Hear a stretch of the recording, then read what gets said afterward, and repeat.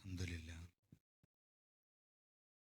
نحمده ونستعينه ونؤمن به ونتوكل عليه ونعوذ بالله من شرور أنفسنا ومن سيئات أعمالنا من يهده الله فلا مضل له ومن يضلل فلا هادي له ونشهد أن لا إله إلا الله ونشهد أن محمدا عبده ورسوله أرسله بالهدى ودين الحق ليظهره على الدين كله ولو كره المشركون اللهم صل على محمد وعلى آل محمد كما صليت على إبراهيم وعلى آل إبراهيم إنك حميد مجيد اللهم بارك على محمد وعلى آل محمد كما باركت على إبراهيم وعلى آل إبراهيم إنك حميد مجيد أما بعد فإن خير الحديث كتاب الله وخير الهدي هدي محمد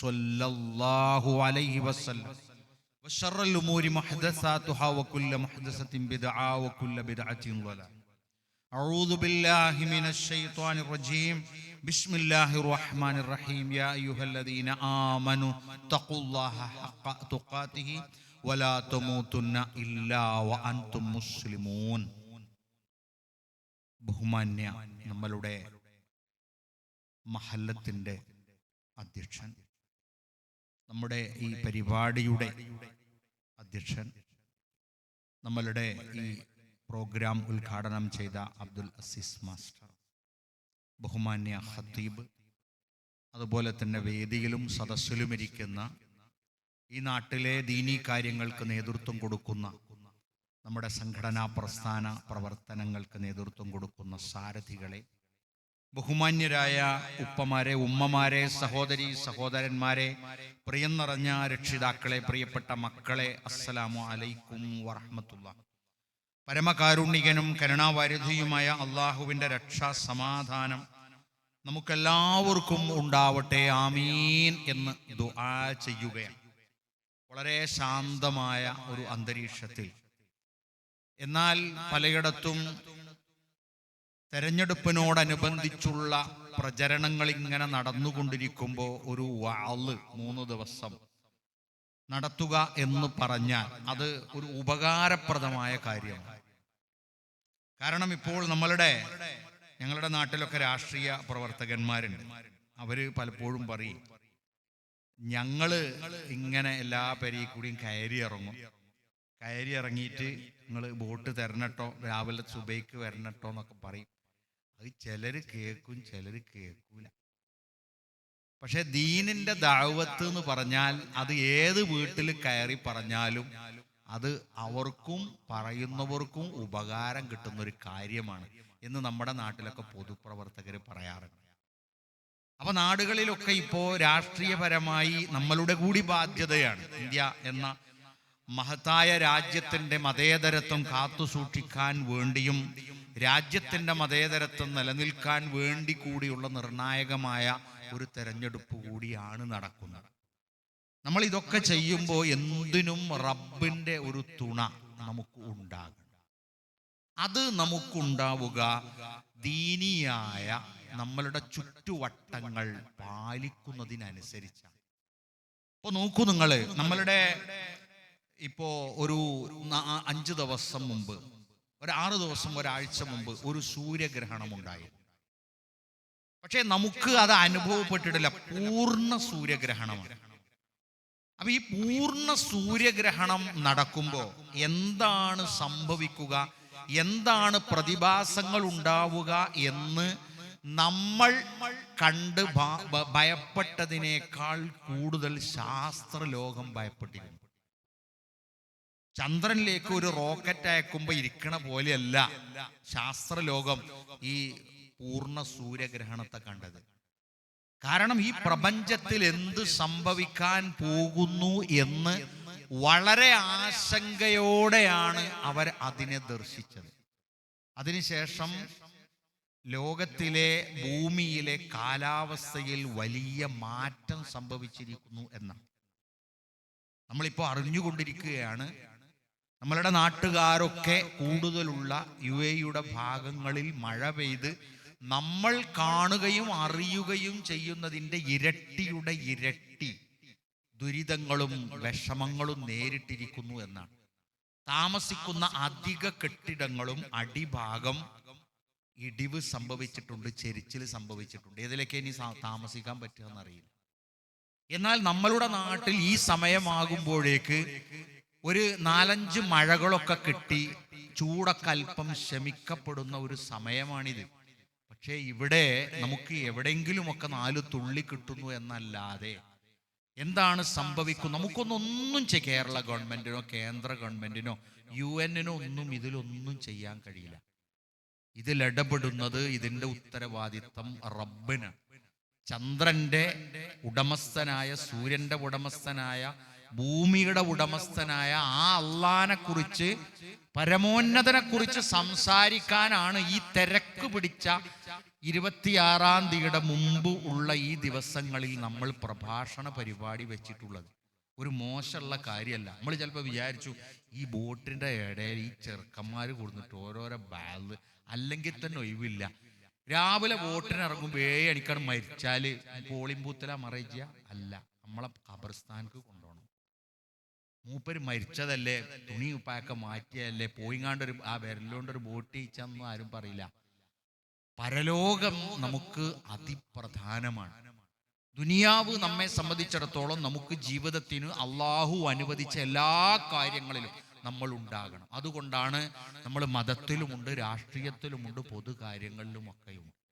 അപ്പൊ ഇന്ന് നമ്മൾ ഈ ഉദ്ഘാടന പരിപാടി എന്ന് പറയുന്നത് കുറച്ച് സമയം അങ്ങോട്ട് നീണ്ടാലും നമ്മളുടെ ഈ മഹത്തായ മഹല്ലത്തിന്റെ ഒരു പൂർണ്ണ സാന്നിധ്യം എല്ലാവരും ഇവിടെയുണ്ട്. മഹല്ലിലുള്ള ആളുകളുമുണ്ട്, സഹോദരന്മാരുമുണ്ട്, സഹോദരിമാരുമുണ്ട്. ഇങ്ങനെ ഒരു വിഭാഗത്തെ ഒരു ദിവസം 3 ദിവസം കിട്ടുമ്പോൾ അത് അവരോട് പറയാനുള്ളതൊക്കെ പറയാൻ ഞാൻ പലപ്പോഴും പറയാറുണ്ട്. എന്നെ കണ്ടുങ്ങാണ്ട് ആരും കുറക്കണ്ട, ഞാൻ ഇത് കഴിഞ്ഞാൽ പോവും. അതുപോലെ സമ്മാനം കൊടുക്കാൻ വിളിക്കണിൻ്റെ മുമ്പ് തന്നെ ഞാൻ പറയും, അത് മഹല്ല് പ്രസിഡന്റും സെക്രട്ടറിയൊക്കെ കൊടുക്കണ്ടേ, ഞാൻ കൊടുത്തത് പോവും. ഇതാരാ വാങ്ങിയതെന്ന് എനിക്കറിയില്ല. മറ്റേത് ഇത് വാങ്ങിയ ഒരാള് ഒരു 5 കൊല്ലം കഴിഞ്ഞിട്ട് പഴച്ച് നടക്കുമ്പോൾ നിങ്ങൾക്ക് ചോദിക്കാലോ, അനക്കല്ല കുട്ടിയെ ഞാൻ സമ്മാനമൊക്കെ തന്നീന്, എന്നിട്ട് ചെന്നേ ഈ കൊലത്തിലായത് എന്ന് ചോദിക്കണമെങ്കിൽ അവകാശവും ബാധ്യതയും ഒക്കെ നിങ്ങൾക്കുണ്ടാവും. അപ്പൊ അതുകൊണ്ട് സഹോദരിമാർ ഓല് സമ്മാനം അങ്ങനെ വാങ്ങി പോവുകയാണ്. എന്താ കാട്ടണത്? ഞമ്മക്ക് ആർക്കും ഒന്നുമില്ല. എന്താ പൈന് കാട്ടുക? സമ്മാനക്കോല് വാങ്ങി. ഇനിയിപ്പോ നമ്മൾ പെരീ ചെന്ന എന്താ ചോദിക്കാറിയോ, സൂറാബിയെ ആ കവറിന്റെ ഉള്ളിൽ എന്താ ഉണ്ടായിരുന്നു എന്ന് ചോദിച്ചാലുള്ള ഭാഗ്യം ഇപ്പൊ ഞമ്മക്കൊക്കെ ഉള്ളു. അത് വാങ്ങാനുള്ളതില്ല. ഏതായാലും അത് നമ്മളിങ്ങനെ ഒളിപ്പിച്ച് വെക്കുക. വീട്ടിലെത്തിയിട്ട് ഒരു 9:45 നമുക്ക് പൊളിച്ചു നോക്കാം. എന്തായിരുന്നാലും നമ്മൾ ഈ ഒരു ഒത്തൊരുമയോടുകൂടി നമ്മൾ ജീവിച്ചു പോവുകയാണ്. നമ്മളുടെ മക്കളെക്കുറിച്ചും മക്കളുടെ ബാധ്യതയെക്കുറിച്ചും ഞാൻ നേരത്തെ അബ്ദുൽ അസീസ് സുല്ലമി പറഞ്ഞതുപോലെ നിങ്ങളുടെ സ്ഥലം ഞാൻ സ്ഥിരമായി കേൾക്കുന്ന ഒരു സ്ഥലമാണ്. അതെവിടെ നിന്നാണെന്നറിയോ? എൻ്റെ പിതാവിൽ നിന്നാണ്. അള്ളാഹു സ്വർഗം നൽകി അനുഗ്രഹിക്കുമാറാകട്ടെ. എന്നോട് പറയും ഇങ്ങനെ എപ്പോഴും വർഷത്തിൽ 2 പ്രാവശ്യങ്ങൾ മദ്രസയിൽ വരും മുഫത്തിഷായിട്ട്. അപ്പൊ പറയും മുക്കിൽ ചേരിയ എന്ന് പറയുന്ന സ്ഥലം എനിക്ക് അന്നേ കേട്ട് പരിചയമുള്ളത് എൻ്റെ പിതാവിൽ നിന്നാണ്. അപ്പൊ നോക്കൂ നിങ്ങൾ, അന്നേ ദീനിയായ കാര്യങ്ങളിൽ വളരെ ശ്രദ്ധയുള്ള ഒരു പ്രദേശമാണ്. ആ ശ്രദ്ധ നിങ്ങൾക്ക് കിട്ടിയത് കൊണ്ടാകാം നിങ്ങളുടെ മക്കളെ ഈ വഴിയെ നിങ്ങൾക്ക് കിട്ടുന്നത്. എന്ന് പറഞ്ഞാൽ നിങ്ങൾക്ക് എല്ലാം ആയി, നമ്മളെല്ലാം ഇനി വിജയിച്ചു, ഇനിയിപ്പോ ഇതൊന്നും നോക്കണ്ട എന്നല്ല പറയുന്നത്. ആ കിട്ടിയതിലുള്ള സന്തോഷം. ഇന്നമാ അംവാലുക്കും വഔലാദുക്കും ഫിത്ന. മക്കളായ നമ്മളും സമ്പത്തും സന്താനവും നമുക്ക് ഒരു പരീക്ഷണത്തിന് വേണ്ടി തന്നതാണ്. സമ്പത്തും സന്താനവും. അപ്പോൾ ഒരുപാട് സമ്പത്തുണ്ട് എന്ന് കരുതിയിട്ട് നമുക്ക് അത് ഉപകരിച്ചു കൊള്ളണമെന്നില്ല. പ്രവാചകൻ സല്ലല്ലാഹു അലൈഹി വസല്ലമ വീട്ടിലേക്ക് കയറി വന്നപ്പോൾ ആയിഷ റളിയല്ലാഹു അൻഹ പറഞ്ഞു കറി ഉണ്ടാക്കി വെച്ചിട്ടുണ്ട്, നിങ്ങൾ ഹുബൂസൊക്കെ തിന്നോളി, ഞാനിപ്പോ ഒന്ന് പുറത്തു പോയി വരാം. അപ്പോൾ റസൂലുള്ളാഹി സ്വല്ലല്ലാഹു അലൈഹി വസല്ലമ അവിടെ ഇരുന്ന് വേഗം കഴിക്കാനുള്ളതൊക്കെ കഴിച്ചു കാണും. തിരിച്ച് ആയിഷ റളിയല്ലാഹു അൻഹ വന്നപ്പോൾ റസൂലുള്ളാഹിയോട് ചോദിച്ചു, കറി ഇനി ബാക്കിയുണ്ടോ? അപ്പൊ പറഞ്ഞു, ആയിഷ ഇജ്ജുണ്ടാക്കിയ കറി മുഴുവൻ ബാക്കിയാണ്. അപ്പൊ ആയിഷ റളിയല്ലാഹു ആശങ്കിച്ചു, പടച്ചോനെ ഞാൻ ഉണ്ടാക്കിയ കറി എന്തേ മൂപ്പര് കൂട്ടായിനെ, ഞാൻ ഉപ്പില്ലായിട്ടാണോ മുളകില്ലായിട്ടാണോ എന്തേ പറ്റിയത്? അപ്പൊ പ്രവാചകൻ സല്ലല്ലാഹു അലൈഹി വസല്ലമ അത് പറഞ്ഞപ്പോൾ അടുക്കളയിൽ ചെന്ന് നോക്കുമ്പോൾ കറി ഉണ്ടാക്കിയ പാത്രം ഉണ്ട് കമഴ്ത്തി വെച്ചിരുന്നു. അപ്പോൾ റസൂലുള്ളാഹി സ്വല്ലല്ലാഹു അലൈഹി വസല്ലമയോട് ചോദിച്ചു, അല്ല നിങ്ങളല്ലേ കറി മുഴുവൻ ബാക്കിയായി നടന്നു, അതിലൊന്നുമില്ലല്ലോ. അപ്പോൾ ആയിഷ റളിയല്ലാഹു പറഞ്ഞു, റസൂലുള്ളാഹ് അതാണ് ആയിഷ ഞാൻ മുഴുവൻ ബാക്കിയായി എന്ന് പറഞ്ഞത്. അതെങ്ങനെ പാത്രം കമഴ്ത്തി വെച്ചാൽ എങ്ങനെ ബാക്കിയാകുക? അത് ഞാൻ ഒരു ഉമ്മാക്കും 2 മക്കൾക്കും കൊടുത്തു. ഒരു ഉമ്മാക്കും 2 മക്കൾക്കും കൊടുത്തു. അവരിവിടെ വീട്ടിൽ വന്നിരുന്നു. അപ്പൊ ഹുബൂസും ഉണ്ടാക്കിയ കറി ഓൽക്ക് കൊടുത്തു. അതുകൊണ്ട് അത് ബാക്കിയായി. നമ്മളത് ഉപയോഗിച്ചെങ്കിൽ അത് ബാക്കിയായി എന്ന് പറയില്ല, ഞാൻ കൂട്ടിന്നേ പറയുള്ളൂ. പക്ഷേ അത് ബാക്കിയായി. ഇതാണ് നമ്മളുടെ സമ്പന്നത കൊണ്ട് ബാക്കിയായത്. ഈ റമളാനിൽ അള്ളാഹുവിന്റെ മാർഗത്തിൽ ചെലവഴിച്ചത് മുഴുവൻ ബാക്കിയായി. ബാക്കിയുള്ളത് നമ്മുടെ കയ്യിലുണ്ട്. റസൂലുള്ളാഹി സ്വല്ലല്ലാഹു അലൈഹി വസല്ലം ചോദിച്ചു, ഏത് സമ്പത്താണ് ഏറ്റവും ശുദ്ധമായത്? അപ്പൊ റസൂലുള്ളാഹി സ്വല്ലല്ലാഹു അലൈഹി വസല്ലം പറഞ്ഞു, ഏറ്റവും ശുദ്ധമായ സമ്പത്ത് ഏറ്റവും ശുദ്ധമായവന്റെ കയ്യിലുള്ളതാണ്. നമ്മളടുത്തൊക്കെ കുറേ പൈസ ഉണ്ട്. നമ്മൾ ശുദ്ധരാണെങ്കിൽ ആ പൈസ മഹല്ലിനും മദ്രസക്കൊക്കെ ഉപകരിക്കും. നമ്മൾ ശുദ്ധരല്ല, കിട്ടുന്നിടത്തുനിന്നൊക്കെ വാങ്ങിയിട്ടും മാന്തിയിട്ടും തുരന്നിട്ടും ഒക്കെ ഉണ്ടാക്കിയതാണെങ്കിൽ എത്ര ലക്ഷപ്രഭുക്കൾ മഹല്ലിൽ ഉണ്ടായിട്ടും കാര്യമില്ല, മഹല്ലിനൊരു അഭിവൃദ്ധി വരൂല. ടൈലക്കെട്ടായ്മ ബൗക്കി അങ്ങനെ പോകുമെന്തോ ഒരു എന്താ പറയാ, നമുക്കൊരു പൊരുത്തം കിട്ടൂല എന്ന് പറഞ്ഞില്ലേ എല്ലാത്തിനും. പക്ഷെ അങ്ങനെയല്ല, നമ്മൾ ഉണ്ടാക്കുന്നതൊക്കെ ഉപകരിക്കുന്നു എന്ന് പറഞ്ഞാൽ നിങ്ങളുടെ സമ്പത്ത് ശുദ്ധമാണ്. ഈ സമ്പത്തിന്റെ കൂടെ തന്നെ എന്തുകൊണ്ടാണ് ഈ സന്താനത്തെ പറയുന്നത്? അതും കൂടി നമ്മൾ മനസ്സിലാക്കണ്ടേ. നമ്മളുടെ പണം നമ്മൾ ഉപയോഗിക്കുന്നത് നല്ല വിധത്തിലായാൽ അത് ഉപകരിച്ചു, അത് നല്ല വിധത്തിലല്ലെങ്കിൽ അത് ഉപകരിച്ചില്ല. ഞാൻ കുട്ടികൾ കൂടി ഉണ്ടായത് കൊണ്ടാണ് ഒരു മാഷ് ക്ലാസ് എടുക്കണ മാതിരി എടുക്കണം, ഒരു വയലു പറഞ്ഞു പോയിട്ട് കാര്യമല്ല. അപ്പോ ഈ സമ്പത്ത് ഉപയോഗിക്കുന്നത് പോലെ സന്താനങ്ങളെ ഉപയോഗിക്കണം. സന്താനങ്ങളെ ഞങ്ങൾ മക്കളായ ഞങ്ങളെ നിങ്ങൾ ഉപയോഗിക്കുകയും ഞങ്ങൾക്കുള്ള വഴി പറഞ്ഞു തരികയും ചെയ്യുന്നത് കൊണ്ടാണ് മക്കളായ ഞങ്ങളെ നിങ്ങളുടെ വീട്ടിൽ തന്നിട്ടുള്ളത്. അല്ലാതെ എങ്കിൽ ആനക്കുട്ടിയോ പൈക്കുട്ടിയോ ഒക്കെ ആണെങ്കിൽ ആ കാലം കഴിഞ്ഞാൽ പോവും അല്ലേ? കണ്ടില്ലേ നിങ്ങൾ അരിക്കൊമ്പൻ എന്നൊക്കെ പറഞ്ഞിങ്ങനെ നടക്കണേ. അതേമാതിരി നമ്മളെ നാട്ടിലൊക്കെ, നിങ്ങളെ നാട്ടിലല്ല, ചില ചെറുക്കന്മാർ വരുമ്പോൾ പറയാം അരിക്കൊമ്പൻ വരുന്നുണ്ട്, ഓന് കൊമ്പൊന്നും ഇല്ലെങ്കിലും സ്വഭാവമൊക്കെ ഏകദേശം ഇങ്ങനെ വാരി തിന്നും ആളുകളെ ഉപദ്രവിച്ചും ബുദ്ധിമുട്ടിച്ചും എല്ലാം കൊണ്ടും വീട്ടുകാർക്കൊരു ശല്യമൊക്കെ ആയി. ഞാൻ ഇന്ന് ട്രെയിനിൽ പോയി, എറണാകുളത്ത് ഹജ്ജ് ക്ലാസ് ആയിരുന്നു. അപ്പൊ അത് കഴിഞ്ഞ് നല്ല തിരക്കുണ്ട് മംഗള എക്സ്പ്രസ്സിൽ. അപ്പൊ ട്രെയിൻ ഇന്ന് പിന്നെ ഷൊർണൂർ എത്തുന്നതിന്റെ മുമ്പ് കുറച്ച് സമയം വരെ അരമണിക്കൂർ പിടിച്ചിട്ടു. കാരണം അവിടെ വർക്ക് നടക്കുന്നുണ്ട്. അപ്പൊ 2 കൂട്ടുകാരാണ് അടുത്ത നിൽക്കണേ, അകലൊന്നുമില്ല. എല്ലാ സംസ്ഥാനക്കാരും ഉണ്ട്, എല്ലാവരുടെ ഭാഷയും വരുന്നുണ്ട്. അതിൻ്റെ ഇടയ്ക്ക് 2 മലയാളം വരുന്നുണ്ട്. അപ്പോൾ മറ്റോൻ ചോദിക്കാൻ എനിക്ക് എന്താ പണി? എനിക്ക് കാര്യമായിട്ട് പണിയൊന്നുമില്ല, ഞാൻ പെരിയിലിങ്ങനെ കടക്കും, ഓലെന്താ തരുന്ന അത് ഇങ്ങനെ തിന്നും.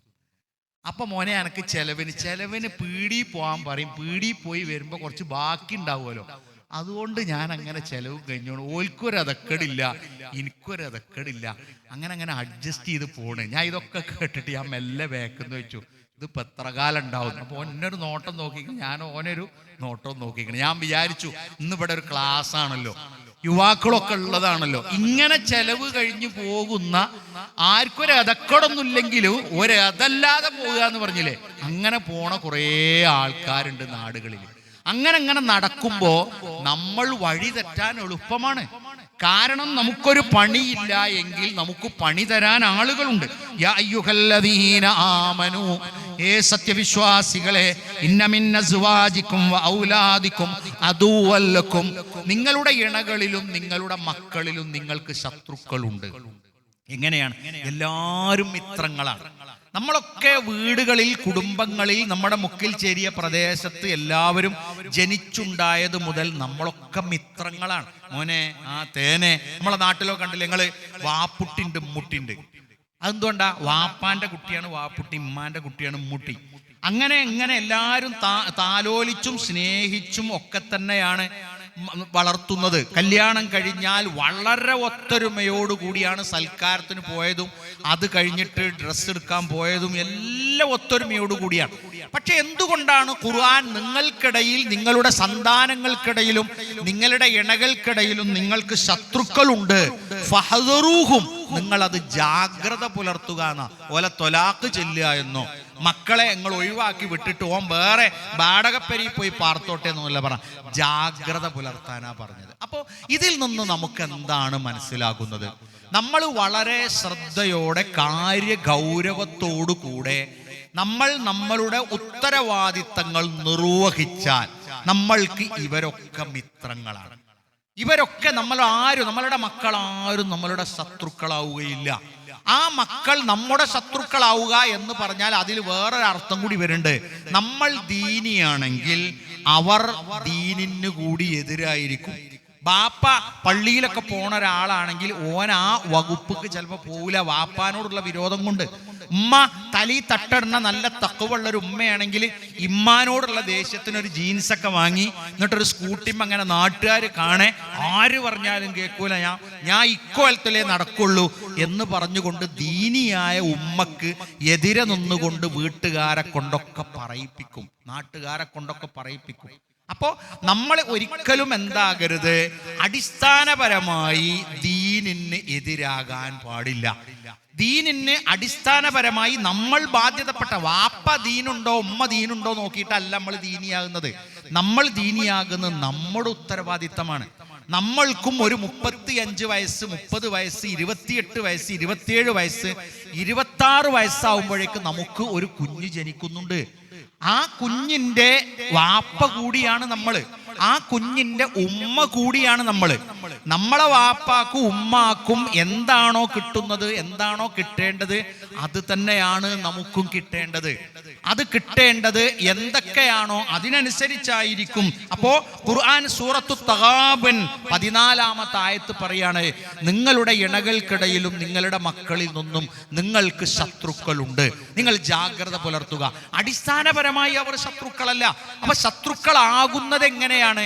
നമ്മളിപ്പോ വല്ലാതെ, ഇപ്പോ നിങ്ങളെ നാട്ടിലത്തെ കാര്യമല്ല കേട്ടോ പറയണത്, ഒരു 3-4 മക്കളൊക്കെ ഓരോ വീട്ടിലുണ്ടാകും.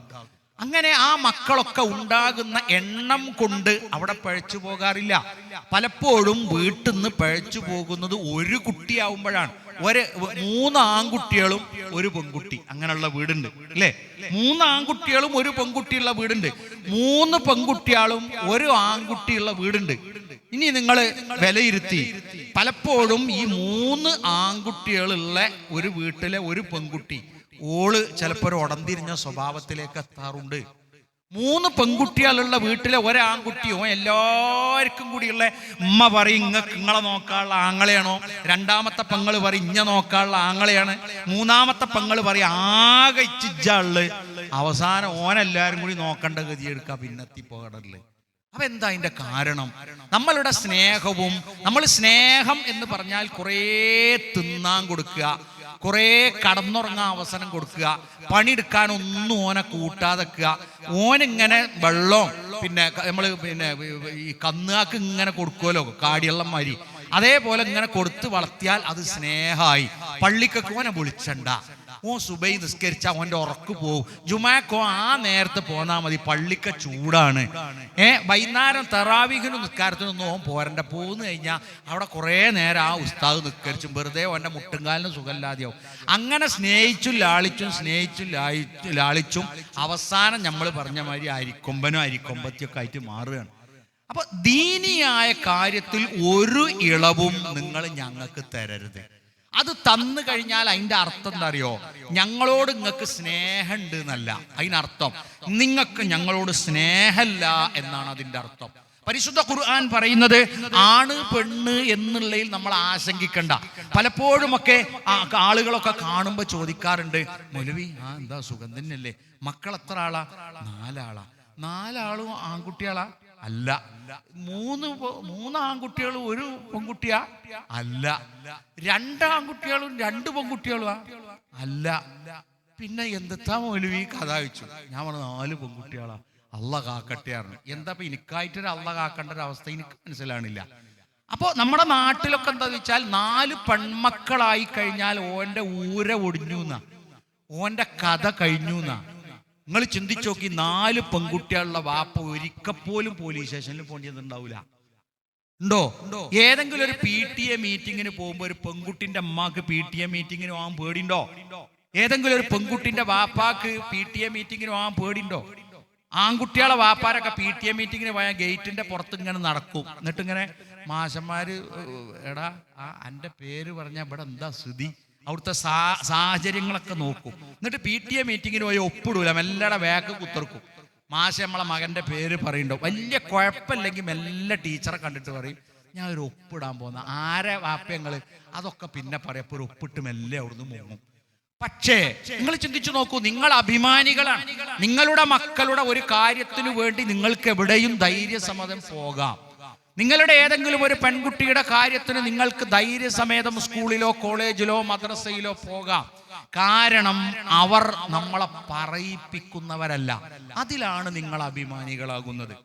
നേരെ മറിച്ച് ഒരു വാപ്പാക്ക് 7 മക്കളുണ്ട്, 7 മക്കളും നല്ലവരായാൽ ആ മക്കൾ ആൺകുട്ടിയാണോ പെൺകുട്ടിയാണോ,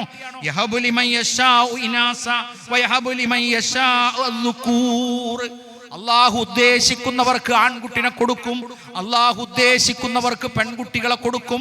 അള്ളാഹു ഉദ്ദേശിക്കുകയാണെങ്കിൽ രണ്ടും ഇടകലർത്തി തരികയും ചെയ്യും. അപ്പോൾ നമുക്ക് ലഭിക്കുന്ന സന്തതികൾ ആണാണോ പെണ്ണാണോ എന്ന് നമ്മൾ നോക്കേണ്ടതില്ല. ഇനി നമ്മളാണെങ്കിലോ നമ്മളും അത് ശ്രദ്ധിക്കണം. നമ്മളെ വീട്ടിൽ 3 പെൺമക്കളും ഞാനുമാണ്. അപ്പോൾ ചായ ഉണ്ടാക്കിയ ആദ്യം ചാ കിട്ടണ്ട്, ലഡു ഈ 2 എണ്ണമാണ് ഇച്ച് കിട്ടണ്ട്. ഓൽക്കൊക്കെ ഇസ്ലാമിക സ്വത്തോഹരി അങ്ങനെയാണല്ലോ, പൗതിയാണല്ലോ, പുതിയ ആണിന്റെ പൗതിയാണല്ലോ പെണ്ണിന് കിട്ടുക. അപ്പൊ അമ്മക്ക് 2 ലഡു വേണം, ഓക്ക് 1 മതി. അങ്ങനെ നമ്മളെല്ലാത്തിനും ഞാനൊരു ആൺകുട്ടിയാണ് എന്ന് വിചാരിച്ച് നമ്മളൊരു ആനക്കുട്ടിയാന്ന് വിചാരിക്കാൻ പോണ്ട. നമ്മൾ ആ വീട്ടിലെ ഒരു മോനാണ്, നമ്മളുടെ ബാക്കിയുള്ളവരൊക്കെ മോളാണ്. അവരുടെ ചെലവും നമ്മളുടെ ചെലവും ഒക്കെ ഉപ്പമാര് നോക്കും. അവരെ കൊണ്ട് കഴിയുന്ന കാലം, ഏത് കാലത്തും ഇത് നിലനിർത്തി കൊണ്ടുപോകാനൊന്നും നമ്മുടെ മാതാപിതാക്കൾക്ക് ആകൂല. അതുകൊണ്ട് നമ്മൾ എന്ത് ചെയ്യണം? ഇപ്പൊ നോക്കൂ, നിങ്ങൾ സ്കൂള് പൂട്ടിക്കഴിഞ്ഞാൽ, ഞാനിങ്ങനെ പലപ്പോഴും ബൈക്ക് യാത്ര നടത്തുന്ന ഒരാളാണ്. പിന്നെ ആ ബൈക്ക് യാത്രക്കിടയിൽ ചെറിയ ലുലു മാളുകൾ കാണാം റോഡിന്റെ വക്കത്ത്. ഈ പിന്നെ മുളയൊക്കെ ഇങ്ങനെ കെട്ടിയിട്ട് ഒരു തേമുട്ടായി ഒരു പിന്നെ എന്തെങ്കിലുമൊക്കെ ഉപ്പിലിട്ടുങ്ങാണ്ട് വെച്ച് ഇരിക്കണത് കാണാം. അപ്പൊ നമ്മളിങ്ങനെ പോകുമ്പോൾ ഇങ്ങനെ നോക്കൂട്ടോ. അപ്പൊ നമ്മൾ വണ്ടി നിർത്തിയിട്ട് എന്താ മക്കളെ 5 റുപ്യാണ്. അവൻ ആ 5 റുപ്യമ തുടങ്ങുകയാണ്. അവന്റെ വാപ്പ ചിലപ്പോൾ പ്രയാസപ്പെടുന്ന ഒരാളാകാം. നമ്മളുടെ ഉറവും പുറത്ത് നിന്ന് ആനക്കയത്തേക്ക് പോകുന്ന റൂട്ടിൽ ഇടത് സൈഡിൽ ഒരു കുട്ടി ബത്തക്ക വെള്ളം 10 രൂപ എന്ന് എഴുതി വെച്ചിരിക്കുന്നു. ഞാൻ അവിടെ ഇറങ്ങിയപ്പോൾ ചോദിച്ചു, മോൻ്റെ വീട് ഏതാണ്? എൻ്റെ വീട് അതാണ്. അപ്പോൾ സ്കൂളൊക്കെ തുറക്കുമ്പോഴേക്ക് ബുക്കൊക്കെ വാങ്ങാനും അതേപോലെ തന്നെ നമുക്കൊരു ബാഗൊക്കെ വാങ്ങാനും ഒക്കെ ഉള്ള പൈസ ഇങ്ങനെ ഉണ്ടാക്കുകയാണ്. വാപ്പാക്ക് എന്താ പണി? വാപ്പ പെയിന്റിംഗ് ആണ്. അപ്പോൾ നമ്മൾക്കെല്ലാം വേണം, അത് വേണം, ഇത് വേണം, എല്ലാം വേണം. ഈ നാട്ടിലില്ലതൊക്കെ നമുക്ക് വേണം. എന്നാലോ നമ്മൾക്ക് ഒരു കാര്യത്തിലൊരു ശ്രദ്ധ ഇല്ലാതെ ആകാൻ പാടില്ല. ചെറുപ്പകാലങ്ങളിലുള്ള ശീലം മറക്കുമോ മനുഷ്യനുള്ള കാലം. നമ്മൾ ചെറുപ്പത്തിൽ ചെറിയ ബിസിനസ് ചെയ്യണം, പീടിക തുടങ്ങണം എന്നല്ല പറഞ്ഞത്. പക്ഷെ ചെറിയ ഉത്തരവാദിത്തങ്ങൾ നമ്മൾ നിർവഹിച്ചു തുടങ്ങണം.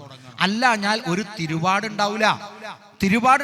നമ്മൾ അങ്ങാടിയിലേക്ക് പോകും, ആവശ്യം കഴിഞ്ഞ് വരും, ഉത്തരവാദിത്തങ്ങൾ നിർവഹിക്കും, പീടിക്ക് പോവും, പീടി പോയി സാധനമൊക്കെ വാങ്ങി ഒരു കവറിലാക്കിയിട്ട് നമ്മൾ വീട്ടിലെത്തിച്ചു കൊടുക്കും.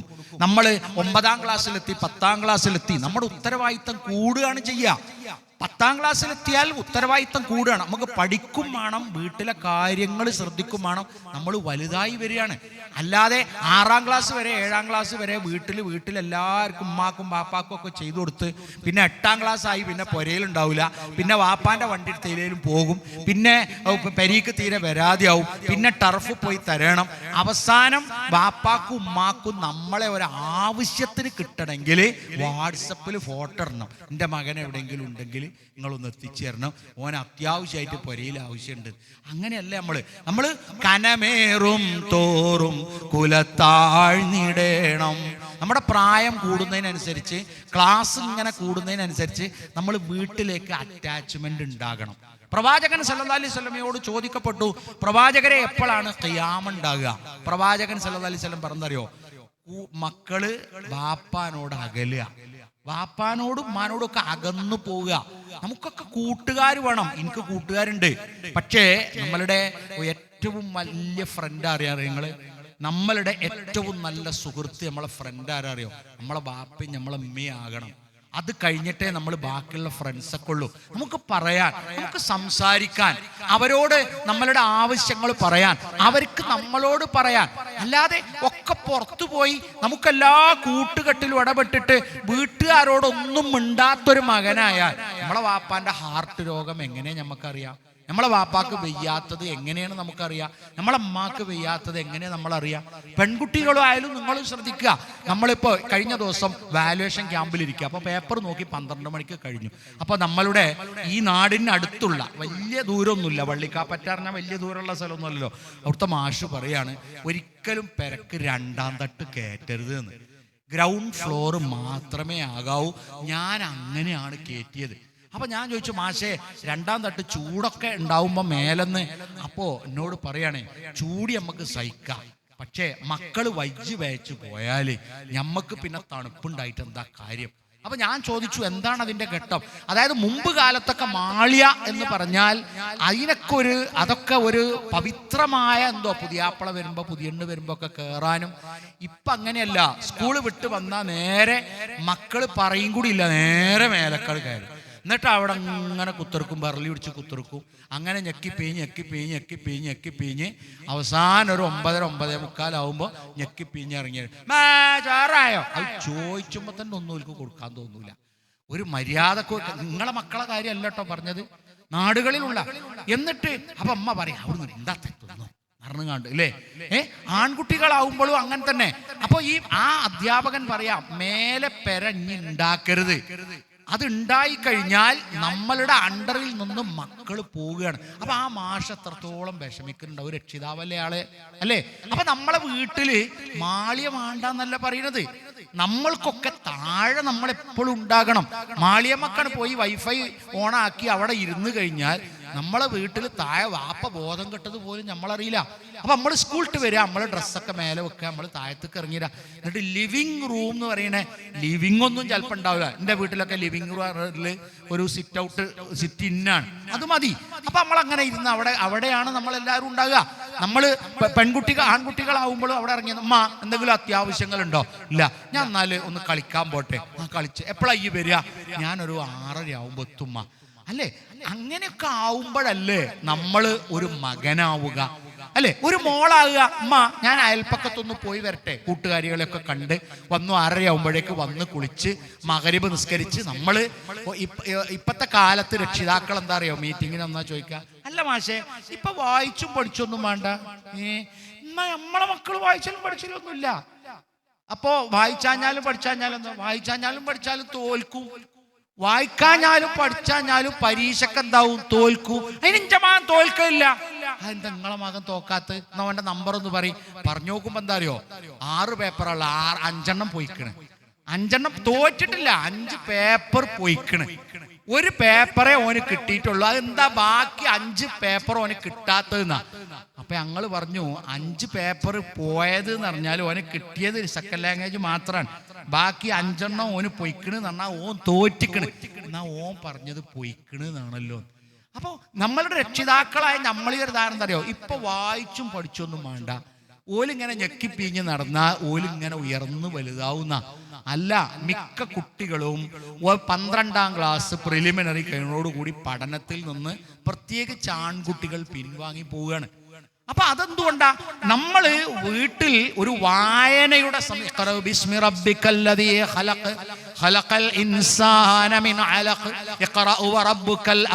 നമുക്കറിയുന്ന ആയത്താണ്, നമ്മളോട് വായിക്കാൻ പറഞ്ഞു തുടങ്ങിയ ഒരു ഗ്രന്ഥമാണ്. അപ്പൊ നമ്മളുടെ വീട്ടിൽ മഗ്‌രിബ് നിസ്കരിച്ച് കഴിഞ്ഞാൽ ഒരു വായനയുടെ സംസ്കാരം വേണം. വായിച്ചാതെ പഠിച്ചാതെ ജയിച്ചാൻ ഒരു സംവിധാനം ഗവൺമെന്റ് ഇവിടെ ഉണ്ടാക്കിയിട്ടില്ല. അത് മക്കളായ നിങ്ങളെ പറഞ്ഞ് പറ്റിക്കുകയാണ്. അതുകൊണ്ട് വൈകുന്നേരം വായനക്ക് ഇരിക്കുന്ന, വൈകുന്നേര സമയം ദീനിയായ ഒരു വായന, ദീനിയായ ഒരു അറിവ് അവിടെ നിന്ന് കിട്ടണം. അത് ഖുർആൻ ഓതിക്കൊണ്ട് ഒരു 5 മിനിറ്റ് 10 മിനിറ്റ് ഖുർആൻ ഓതിക്കൊണ്ട് ഒരാൾ തുടങ്ങുകയാണെങ്കിൽ ആ തുടങ്ങൽ എന്തുണ്ട്? അതിൻ്റെതായ ഒരു ബർക്കത്തുണ്ട്. എന്ത് മൗലവി നിങ്ങൾ ഈ പറയുന്ന ആധുനിക കാലത്ത് ഖുർആൻ ഓതേ, ലോകത്ത് നോക്കൂ നിങ്ങൾ. ഇപ്പൊ ഞാൻ നേരത്തെ പറഞ്ഞതുപോലെ സൂര്യഗ്രഹണം, അതിനെക്കുറിച്ച് പരാമർശിക്കപ്പെട്ട ദൈവിക ഗ്രന്ഥമാണ് ഖുർആൻ, അല്ലേ? നിങ്ങൾ ചിന്തിച്ചു നോക്കി, പ്രപഞ്ചത്തിൽ നടക്കുന്ന വലിയ പ്രതിഭാസത്തെക്കുറിച്ച് പറഞ്ഞ ഗ്രന്ഥമാണ് ഖുർആൻ.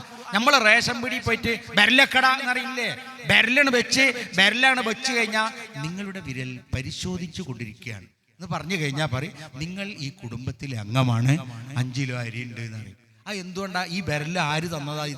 ഇത് റേഷൻ പീടിയെന്ന് റേഷൻ പീടിയക്കാരൻ തന്നതല്ല, സിവിൽ സപ്ലൈസ് വകുപ്പുകാരൻ തന്നതല്ല. ഇത് തന്നത് പടച്ചോനാണ്. ഉമ്മാന്റെ ഗർഭപാത്രത്തില് നമ്മള് ജനിച്ച പിറന്ന സമയത്ത് ചുരുട്ടി വെച്ച സാധന ഇത് അവിടെ വെക്കുമ്പോഴേക്ക് നമ്മളെ തിരിച്ചറിയാൻ മാത്രം അള്ളാഹു വൈവിധ്യത്തെ ഉണ്ടാക്കി വെച്ചു. നിങ്ങളുടെ വീട്ടിലെ ആൺകുട്ടിയും പെൺകുട്ടിയും ഇരട്ട കുട്ടികളാണെങ്കിൽ പോലും അവരുടെ വിരല് വിരലറ്റത്തെ ക്രമീകരിക്കാൻ കഴിവുള്ളവനാണ് അള്ളാഹു. അപ്പോ അത്രയും കഴിവുള്ള പ്രാപ്തിയുള്ള പടച്ചോന്റെ അടുത്തുനിന്ന് വന്ന ഗ്രന്ഥം തന്നെയാണ് നമുക്ക് ഫേസ്ബുക്കിനെക്കാളും വാട്സപ്പിനെക്കാളും നമ്മൾ ഇടക്കിടക്ക് തുറന്നു നോക്കണ്ടേ, അല്ലേ? നമ്മളിപ്പോൾ ഒന്ന് കഴിഞ്ഞാൽ ഇപ്പോൾ ചില സഹോദരന്മാർ പറയും മൊബൈൽ എടുത്തു കഴിഞ്ഞ് എത്തിനെ ഇപ്പം ഞാൻ അരണ പോയ മാതിരിയാണോ? അരണന്റെ ബുദ്ധി എന്നറിയില്ലേ? അരണന്റെ ബുദ്ധി പറഞ്ഞാൽ അരണ വലിയ ബുദ്ധി ഉണ്ടായിട്ടൊന്നല്ല. അരണ ഏതെങ്കിലും ഒരാളെ കാണുമ്പോൾ മൂപ്പര നല്ലൊരു കടി കൊടുക്കണം ഞാൻ പോയിട്ടാണ് അടങ്ങുന്നത്. എന്തിനാ ഞാൻ പോകുന്നത്? ഇതേമാതിരി ഇത് എന്തിനാ ഞാൻ എടുത്ത്? വാട്സപ്പ് നോക്കാനാണോ? ഫേസ്ബുക്ക് നോക്കി കഴിഞ്ഞാൽ വാട്സപ്പ് നോക്കി കഴിഞ്ഞാൽ ഫേസ്ബുക്ക്. നിസ്കാരം കഴിഞ്ഞാൽ അപ്പം എടുത്തു നമ്മൾ. ഇനി നിസ്കാരത്തിൻ്റെ ഇടയിൽ ആരെങ്കിലും വല്ല ഭൂമി കച്ചവടം അയച്ചിക്കണോ കരുതി നമ്മൾ കൊടുക്കും. ഓലാണെങ്കിൽ ആരെ വല്ല ലൈക്കും കമൻറ്റും അടിച്ചിക്കണോ. അവസാനം നമ്മൾ മരിച്ചു കഴിഞ്ഞാൽ ഈ അക്കൗണ്ടൊക്കെ അവിടെ കിടക്കും. അതിൽ ലൈക്കും പിന്നെ നമുക്ക് കമൻറ്റൊന്നും വരില്ല. അതൊക്കെ നമുക്ക് കിട്ടുക ലൈക്ക് അള്ളാൻ്റെ ലൈക്കാണ്. നമുക്കുള്ള കമന്റ് വരിക മലക്കുകളുടെ കമന്റാണ്. നല്ലൊരു മനുഷ്യനാണ്, അയാളുടെ മയ്യത്ത് വേഗം കൊണ്ടുപോകൂ. ആ കമന്റുകളൊക്കെ നമുക്ക് കിട്ടും. അപ്പോൾ ആധുനികതയുടെ സാങ്കേതികത നമ്മളെ ഭരിക്കാൻ പാടില്ല. ഞാനൊരു അധ്യാപകൻ എന്ന നിലക്കാണ് നമ്മളെ കുട്ടികളോട് പറയുന്നത്. അത് സാങ്കേതികതയെ നമ്മൾ ഉപയോഗപ്പെടുത്താം, പക്ഷെ അതിനപ്പുറമാകരുത്. വല്ലദീന ആമനു വത്തബഅതുഹും ദുർരിയ്യതുഹും ബിഈമാനിൻ അൽഹഖ്നാ ബിഹിം ദുർരിയ്യതുഹും. നമ്മൾ അള്ളാഹുവിൻ്റെ ഈ ഭൂമുഖത്ത് നമ്മളപ്പ നമ്മളമ്മ നമ്മളമ്മ അല്ലേ? അങ്ങനെ ഇപ്പം നമ്മളെ നാട്ടിലൊക്കെ ഒരു സ്നേഹത്തോടെ വിളിക്കണം എൻ്റെ അപ്പ എൻ്റെ അമ്മ. അതൊരു ഇഷ്ടത്തോടു കൂടിയാ. ഒരു കുട്ടി പിന്നെ അധ്യാപകൻ ഹെഡ്മാഷ് ചോദിച്ചു, മോനെ എനക്ക് പിന്നെ അച്ഛനും അമ്മയും ഒന്നുമില്ലേ? അപ്പോൾ അവൻ പറഞ്ഞു എനിക്ക് അച്ഛനും അമ്മയൊന്നുമില്ല. അപ്പോൾ അയൽവാസിയായ മാഷോട് ചോദിച്ചു, ഓൻ അച്ഛനും അമ്മയൊന്നുമില്ല, ഓൻ നിങ്ങളൊന്ന് ശ്രദ്ധിക്കണം എന്ന് പറഞ്ഞപ്പോൾ അദ്ദേഹം പറഞ്ഞു, മാഷ് പറഞ്ഞു ഓൻ അച്ഛനും അമ്മയൊക്കെ ഉണ്ടല്ലോ, എന്ത് പിന്നെ ഓൻ അങ്ങനെ പറയാം? അപ്പോൾ എന്നോട് ചോദിച്ചോ പറഞ്ഞു എനിക്ക് ഫാദറും മദറും ഉള്ളൂ. അങ്ങനെയുള്ള കുറേ കുട്ടികളൊക്കെ ഉണ്ട്.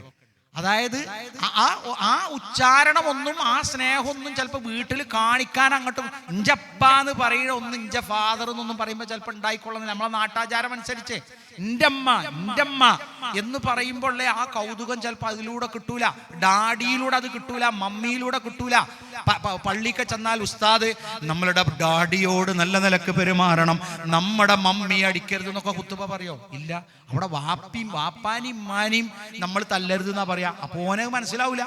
അപ്പോൾ നമ്മളുടെ വലിയ ഓവർ ഫാഷനായിട്ട് നമ്മൾ പോയാൽ നമുക്ക് നമ്മളുടെ ഖബറ് വലിയ ഫാഷനൊന്നും ഇല്ല. നമ്മളുടെ ഖബറ് എന്താണ്? അത് അന്നും ഇന്നും ഒരുപോലെയാണ്. അപ്പോൾ അള്ളാഹുവിനെ സംബന്ധിച്ചിടത്തോളം നമുക്കുള്ള എന്താ വെച്ചാൽ മക്കളായ നമ്മൾ മാതാപിതാക്കളെ ദീനിൽ പിന്തുടർന്നാൽ ഈമാനുമായി അള്ളാഹു അവരെ ദീനിയായ കാര്യത്തിൽ നാളെ നമ്മളുടെ പരലോകത്ത് നമ്മളോടൊപ്പം ചേർത്തി തരുമെന്നാണ്. നിങ്ങൾ ചിന്തിക്കുന്നുണ്ടോ പരലോകത്ത് പോയാൽ വെറും സ്വർഗം, അവിടുത്തെ സുഖം നമുക്ക് സന്തോഷം മാത്രം നൽകുന്നില്ല. നമുക്ക് നമ്മളെ ഭാര്യനെയും നമ്മളെ കുട്ടികളെയും കൂടി ഒക്കെ അവിടെ കാണണം. അത് കാണുമ്പോഴാണ് നമ്മളുടെ സന്തോഷം പൂർത്തിയാകുക. നമ്മൾ മാത്രം അവിടെ പോയിട്ട് അങ്ങനെ നിൽക്കണമെന്നാണോ പഠിപ്പിച്ചത്? അല്ല, കുടുംബസമേതമാണ് പോകേണ്ടത്. അപ്പോൾ നമ്മളൊരു തെറിച്ച മകനോ ഒരു തെറിച്ച മകളോ നമ്മളെ കുടുംബത്തിൽ നിന്ന് ഉണ്ടാകരുത്. പൊതുവെ മക്കളൊക്കെ ഒരു പുതിയ ലൈനിലാണ് പലപ്പോഴും സഞ്ചരിക്കുക. നിങ്ങളതിലല്ല കേട്ടോ പറയുന്നത്. കുട്ടികളൊക്കെ ചില ചർച്ചകളൊക്കെ വരുമ്പോൾ പറയും ദീനിൽ എന്താണതിലുള്ളത്, ദീനിൻ്റെ കാര്യത്തിൽ എന്താണുള്ളത്. ദീൻ അറിയാത്തത് കൊണ്ടാണ്, അത് മദ്രസയിൽ വെച്ച് ദീൻ പഠിക്കാത്തത് കൊണ്ടാണ് അങ്ങനെ സംസാരിക്കുന്നത്. മുഖമക്കനെ ഇട്ട പെൺകുട്ടി സംസാരിക്കണം എന്താണെന്നറിയോ? ഫാനിന്റെ ആവശ്യം ഇല്ല, വിയർക്കും. അത് പൊതുവെ പടച്ചോൻ നമുക്ക് തരുന്നതല്ലേ കേട്ടോ, നിങ്ങൾ വിഷമിക്കണ്ട. അപ്പോൾ മക്കനെ ഇട്ട പെൺകുട്ടിനോട് ചാനലുകാരൻ ചോദിക്കുകയാണ് ഇതിനെക്കുറിച്ച് എന്താ അഭിപ്രായം, ഇതെന്താ, അതുകൊണ്ട് എന്താ ഗുണം, ഇതിപ്പോ എന്താ ഇസ്ലാമിക ശരീഅത്ത് എന്ന് ചോദിക്കുന്നത്. ഈ കുട്ടി ചോദിക്കുന്നത് മതവിദ്യാഭ്യാസം അവൾക്ക് കിട്ടാത്തത് കൊണ്ടാണ്. എന്നാൽ ഒരു ക്രിസ്ത്യാനിയായ പെൺകുട്ടി ചോദിക്കുന്നത് നിങ്ങളെ കയ്യിലേക്ക് പിന്നെ തൊലി കളഞ്ഞ ഒരു മുട്ടായി തന്നു, തൊലി ഇട്ടൊരു മുട്ടായി തന്നു. നമ്മൾ ഏതാണ് ആദ്യം എടുക്കുക? നമ്മൾ എടുക്കുക തൊലി കളയാത്ത മുട്ടായിയാണ്. അതെന്തുകൊണ്ടാണ്? അതിൽ അണുക്കൾ ഉണ്ടാവില്ല, സുരക്ഷിതത്വമാണ്. അതുകൊണ്ട് ആണ് കന്യാസ്ത്രീകൾ ആ വസ്ത്രം ധരിക്കുന്നതെന്ന് അവൾ മറുപടി പറയുന്നു. അപ്പോൾ ഇസ്ലാമികമായ വസ്ത്രധാരണം നടത്തുന്ന കുട്ടിക്ക് ഞാൻ ഈ വസ്ത്രം ധരിക്കുന്നത് ദീനിയായ എൻ്റെ ഒരു ബാധ്യതയാണ് എന്ന് മനസ്സിലാക്കണം. വാഹനം മറിയുന്നു, കുട്ടിയെ ഒരാൾ എടുക്കുന്നു, ഓട്ടോയിൽ കയറ്റുന്നു, മുഖമക്കനെ ധരിച്ചിട്ടുണ്ട്. പിന്നെ ആ കുട്ടിയെ എടുക്കുമ്പോൾ മുഖത്തുകൂടി തുണി ആ കുട്ടിയുടെ തന്നെ മക്കനെ മുന്നിൽ കൂടി അയക്കണ്. ആശുപത്രി കൊണ്ടുപോകുന്നു. ആശുപത്രിയിൽ എത്തുന്നതിന് മുമ്പ് ഞരക്കം കാണുമ്പോൾ തട്ടം നീക്കി നോക്കുമ്പോൾ എൻ്റെ മകളാണ്. അദ്ദേഹം കാണുന്നു, കെലിമ ചൊല്ലിക്കൊടുക്കുന്നു, വാഹനത്തിൽ വെച്ച് മരിക്കുന്നു. അയാൾ വിങ്ങിപ്പൊട്ടുന്നില്ല, അയാൾ സങ്കടപ്പെടുന്നില്ല. കാരണം ബസ് മറിഞ്ഞിട്ട് പോലും എൻ്റെ മകൾ ഇസ്ലാമിക വസ്ത്രത്തിലാണുള്ളത്. അവളുടെ മുഖം ഞാൻ കാണുന്നത് നീക്കി നോക്കുമ്പോഴാണ്. എൻ്റെ കുട്ടിക്ക് ഞാനാണ് കെലിമ ചൊല്ലിക്കൊടുത്തത്. അദ്ദേഹത്തിനൊരു മകൾ നഷ്ടപ്പെട്ടെങ്കിലും അദ്ദേഹം വിചാരിക്കുന്നത് എനിക്ക് ആ മകൾ പരലോകത്ത് തിരിച്ചു കിട്ടും എന്നാണ്. മകനായ നമ്മൾക്ക് ഒരു വിഷമം സംഭവിക്കുമ്പോൾ ബാപ്പ ആശുപത്രിക്ക് വന്നിട്ട് നമ്മൾ അവിടെ മയ്യത്ത് ഇങ്ങനെ കിടക്കുമ്പോൾ അവൻ്റെ കൂട്ടുകാരൻ പറയാണ് ഞങ്ങൾ ളുഹർ നിസ്കരിച്ച് പള്ളിക്കന്ന് ഇറങ്ങിയിട്ട് പോകുമ്പോഴാണ് അപകടം പറ്റിയത് എന്ന് പറയുമ്പോൾ നമ്മളെ വാപ്പാക്ക് നമ്മളെക്കുറിച്ച് ആശങ്കല്ല. പക്ഷെ ആരാധന ഒന്നും ചെയ്യാതെ നമ്മളിങ്ങനെ 40 വയസ്സായിട്ട് ഇതൊക്കെ തുടങ്ങാം. അതുവരെ രാവിലെ കബ്സ, ഉച്ചക്ക് മന്തി, വൈകുന്നേരം കുഴിമന്തി എഴുതി അങ്ങനെ മന്തിയും കബ്സയായിട്ട് അടിച്ചിങ്ങനെ നടന്ന് 5 നേരത്തെ ആരാധനയൊന്നും ഇല്ലാതെ നടന്നാൽ നമ്മൾ മഹല്ലിൽ വാപ്പ 20 റുപ്യ കൊടുക്കേണ്ടത് എഴുതിയിട്ട് നമുക്ക് സ്വർഗം കിട്ടൂല. നമ്മൾ നമ്മളുടെ ഉത്തരവാദിത്തം നിർവഹിക്കണം. ജുമാഅത്ത് പള്ളിയിൽ നമ്മൾ ഉണ്ടാകണം, നേരത്തിനെത്തണം. ഇപ്പൊ ഈ റമദാനിലൊക്കെ കുട്ടികളോടൊക്കെ പള്ളിക്ക് വരാൻ പറഞ്ഞാൽ ചോദിച്ചോലോ വാപ്പ നമ്മളെ പള്ളിക്ക് AC ഉണ്ടോ? AC ഉണ്ടെങ്കിൽ ഓന് DC ഒന്നും പോരാ, AC ഉണ്ടെങ്കിലേ വരുള്ളൂ അല്ലേ? അപ്പൊ AC ഇല്ലേ എന്നാ ഞങ്ങൾ നിസ്കരിച്ചല്ല. നമ്മളെല്ലാവരും ഇപ്പോൾ AC ഉണ്ടായിട്ടാണോ നിസ്കരിച്ചത്? ഞങ്ങളെ പള്ളിയിൽ ഞങ്ങൾ AC-നെ കുറിച്ച് ബാക്കിയുള്ളതൊക്കെ റെഡിയാക്കിട്ടോ. AC-നെ കുറിച്ച് ആലോചിച്ചപ്പോൾ ഒരാൾ പറഞ്ഞു കറണ്ട് ചാർജ് 8000 വരും. അപ്പോൾ സെക്രട്ടറി പറഞ്ഞു നിൽക്കട്ടെ, നമ്മൾ പിള്ളേർക്കൊക്കെ കൂലിയൊക്കെ ശമ്പളമൊക്കെ കൊടുത്തു പോവുക, ഇൻഷാ അള്ളാ ആലോചിക്കാന്ന് പറഞ്ഞ് ഞങ്ങൾ വേഗം ചർച്ച മാറ്റിട്ടോ. അല്ലാതെ ഇപ്പോൾ ഈ റമദാനിൽ AC വെച്ചില്ലെങ്കിൽ എല്ലാവരും കൂടി നിസ്കരിച്ചാൽ വരില്ല എന്ന് പറയാൻ പറ്റുമോ? ഇല്ല അല്ലേ? ക്യാമ്പ് ഉണ്ട്, ക്ലാസ് ഉണ്ട്, ഇജ്ജ് പോരണോ എന്ന് ചോദിക്കുക. ഉമ്മ പോരുന്നുണ്ട്, വാപ്പ പോരുന്നുണ്ട്. മകളോട് ചോദിച്ചാൽ നിങ്ങളല്ല കേട്ടോ, മകളോട് ചോദിച്ചാൽ പറയും എനിക്ക് സെമസ്റ്റർ ഉണ്ട്, ഞാൻ എഴുതാണ്ട്, പിന്നെ അവിടെ മന്തി ഉണ്ടാവുമോ? മന്തി ഉണ്ടാവും. ഞങ്ങൾ മന്തി വിളമ്പുമ്പോൾ വെച്ചൊരു മിസ്സടിച്ച് മന്തി ഇന്നാൽ എല്ലാവരും ഉണ്ടാവും, മന്തി ഇന്ന് കഴിഞ്ഞാൽ എല്ലാവരും അവിടെ പോവുകയും ചെയ്യും. അങ്ങനെയല്ല ദീനിന്റെ കാര്യങ്ങളെ കാണേണ്ടത്. നമ്മൾ AC ഉണ്ടോ തിന്നാണ്ടോ എന്നല്ല, നമ്മളെ ഒരു വിളി, അത് ഒരു വിളിയെ വിളിക്കുള്ളൂ, ഇനി കുറേ വട്ടം വിളിക്കൊന്നുമില്ല. ഇപ്പൊ നോക്കൂ നിങ്ങൾ, മുമ്പത്തെ ഇലക്ഷൻ മാതിരിയാണോ? മുമ്പത്തെ ഇലക്ഷന് 5 പ്രാവശ്യം 6 പ്രാവശ്യം ഒക്കെ പെരിയ കൂടി ആൾക്കാർ വന്നിട്ടില്ലായിരുന്നോ? ഇപ്പൊ അങ്ങനെ എല്ലാരും പെരിയ കൂടി വന്ന് നിരങ്ങൊന്നുമില്ല. നമ്മളടുത്ത് നോട്ടീസ് കൊണ്ടുവരും, ഞമ്മക്കും കുറച്ചൊക്കെ ഒരു ബാധ്യത ഉണ്ടല്ലോ എന്ന് കരുതിയിട്ട് വോട്ട് ആണെങ്കിൽ ഒരു ചെയ്തോട്ടെ കാര്യദർശനത്തോടെ എന്ന് വിചാരിക്കും. ദീനിന്റെ കാര്യം ഇപ്പൊ ഏകദേശം അങ്ങനെ തന്നെയാണ്. നമ്മളെ എപ്പോഴും വന്ന് വിളിക്ക്, നിസ്കരിച്ച് മോനെ പള്ളിക്കൊക്കെ പോണട്ടോ, ക്യാമ്പസ് പോയിട്ട് ഇജ്ജ് ജുമാക്ക് പോണട്ടോ, മോനെ കുഞ്ഞാനോ ഇജ്ജ് നന്നാനട്ടോ എന്നൊന്നും പറയാൻ തോനക്കാലം നമ്മളെ വാപ്പിമ്യൊന്നും ഉണ്ടാവില്ല. നമ്മൾക്ക് വേണം എന്ന് സ്വന്തം തോന്നണം. മാനഹല വാലിദുൻ വലദഹു ഖൈറം മിൻ അദബിൻ ഹസനിൻ. ഒരു ഉപ്പ തൻ്റെ മക്കൾക്ക് മാതാപിതാക്കൾ കൊടുക്കുന്ന ഏറ്റവും വലിയ സമ്മാനം എന്താണെന്നറിയോ? അദബാണ്. ഈ അദബ് എന്ന് പറഞ്ഞാൽ വെറും സ്വഭാവ മഹിമ എന്നുള്ളതല്ല. ഈ അദബ് കിട്ടുന്നത് ദീനിന്റെ വശമാണ്. ദീനിന്റെ അവന്റെ സംസാരം, അവന്റെ സ്വഭാവം, അവന്റെ പെരുമാറ്റം, അവന്റെ ദീനുമായുള്ള ബന്ധം, ദീനിന്റെ പള്ളിയുമായുള്ള ബന്ധം. അങ്ങനെ പള്ളിയിൽ വരുന്നു, നിസ്കരിക്കുന്നു. ഇപ്പൊ നോക്കൂ നിങ്ങൾ, നമ്മളുടെ നാടുകളിലൊക്കെ അൽഹംദുലില്ലാ നല്ല ഹൈറാൻ.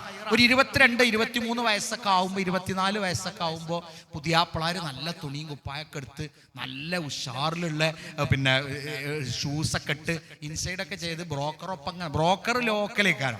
ബ്രോക്കർ ഓൻ്റെ ഒരു കീറത്തുണി ഒരു കുപ്പായൊക്കെ ഇട്ടാൽ നടക്കാം. ബൻ്റെ മാതിരി ഒന്നും നടക്കൊന്നുമില്ല. അങ്ങനെ ഓരോ പുരേ കൂടി കുമ്പനെ ഇങ്ങനെ കൊണ്ടുപോകും. അറക്കാൻ കൊണ്ടുപോകണ പോത്തിൻ്റെ മാതിരി ഇങ്ങനെ കൊണ്ടു നടന്ന് ഒരു 5-6 സ്ഥലത്ത് പോയിട്ട് പിന്നെ ബ്രോക്കർ പറയും, മനെ എൻ്റെ കല്യാണം നടക്കൂല. അതെന്താ? ഞാൻ ഈ ചൊറുക്കില്ലേ, ഈ ചൊറുക്കൊക്കെ ഉണ്ടെങ്കിലും അനക്ക് ഗൾഫിലൊക്കെ നല്ല ശമ്പളം ഉണ്ടെങ്കിലും ഇച്ചൊരു 8 കൊല്ലം മുമ്പ് റോഡിൻ്റെ വക്കത്ത് ഒരു പാത്തിട്ട് അവിടെ ഇങ്ങനെ ചലിച്ചു കുത്തർജീനോ. അതാണ് ഇപ്പം ഈ നാട്ടുകാർക്ക് അറിയുള്ളൂ. എനിക്ക് ശമ്പളം കിട്ടണതോ ഇജിപ്പോൾ ഭയങ്കര ഉഷാറായി ഇജ് മസിലുണ്ടാവുമെന്ന് ഓൽക്കറിയില്ല. ആ പൊളിഞ്ഞാടിയ പോസ്റ്റ് അവിടെ ഇങ്ങനെ നിരക്കനിട്ട് ആ തെങ്ങിൻ്റെ ഓട്ടിൽ റോട്ടിൻ്റെ അക്കത്ത് കുത്തിർന്ന് അതിലെ പോണോലെയൊക്കെ കമൻ്റ് അടിച്ച ഒരു കൊല്ലം എനിക്ക് ഉണ്ടായിരുന്നു. എന്നാൽ അതേ ഇപ്പം നാട്ടുകാർക്ക് ഓർമ്മയുള്ളൂ. ഇവിടെ എല്ലാ പുതിയണ്ണിൻ്റെ വാപ്പാരും വന്ന് ബസ്സിറങ്ങും. ഓല് എൻ്റെ ആ പാത്തി കാണിച്ചു കൊടുക്കും. ഇരിക്കാനുള്ള ഒരു തിണ്ടുണ്ടല്ലോ, അത് കാണിച്ചു കൊടുക്കും. അതോടുകൂടി ഓല് പോവും. നിങ്ങൾ ചിന്തിച്ചു നോക്കി, നമ്മൾ വിചാരിക്കണ പോലെയല്ല. നമ്മളെ പെങ്ങളെപ്പോലും അലഞ്ഞു തിരിഞ്ഞ് മുടിയും വളർത്തി. എൻ്റെ സ്കൂളിലൊക്കെ മക്കളോട് പറയും, എടാ മുടിയൻ എന്നാ വിളിക്കുക സ്നേഹത്തിൽ. എന്നിട്ട് ഇങ്ങനെ വാർന്നൊക്കെ കൊടുക്കും. നമ്മളിങ്ങനെ ക്ലാസ്സൊക്കെ എടുക്കുമ്പോൾ എൻ്റെ അടുത്ത് ചീർപ്പുണ്ടാവും. ആ ചീർപ്പുകൊണ്ട് ഇങ്ങനെ ഓരോ വരി ഇങ്ങനെ വായിക്കുമ്പോൾ വാർന്നൊക്കെ കൊടുക്കും.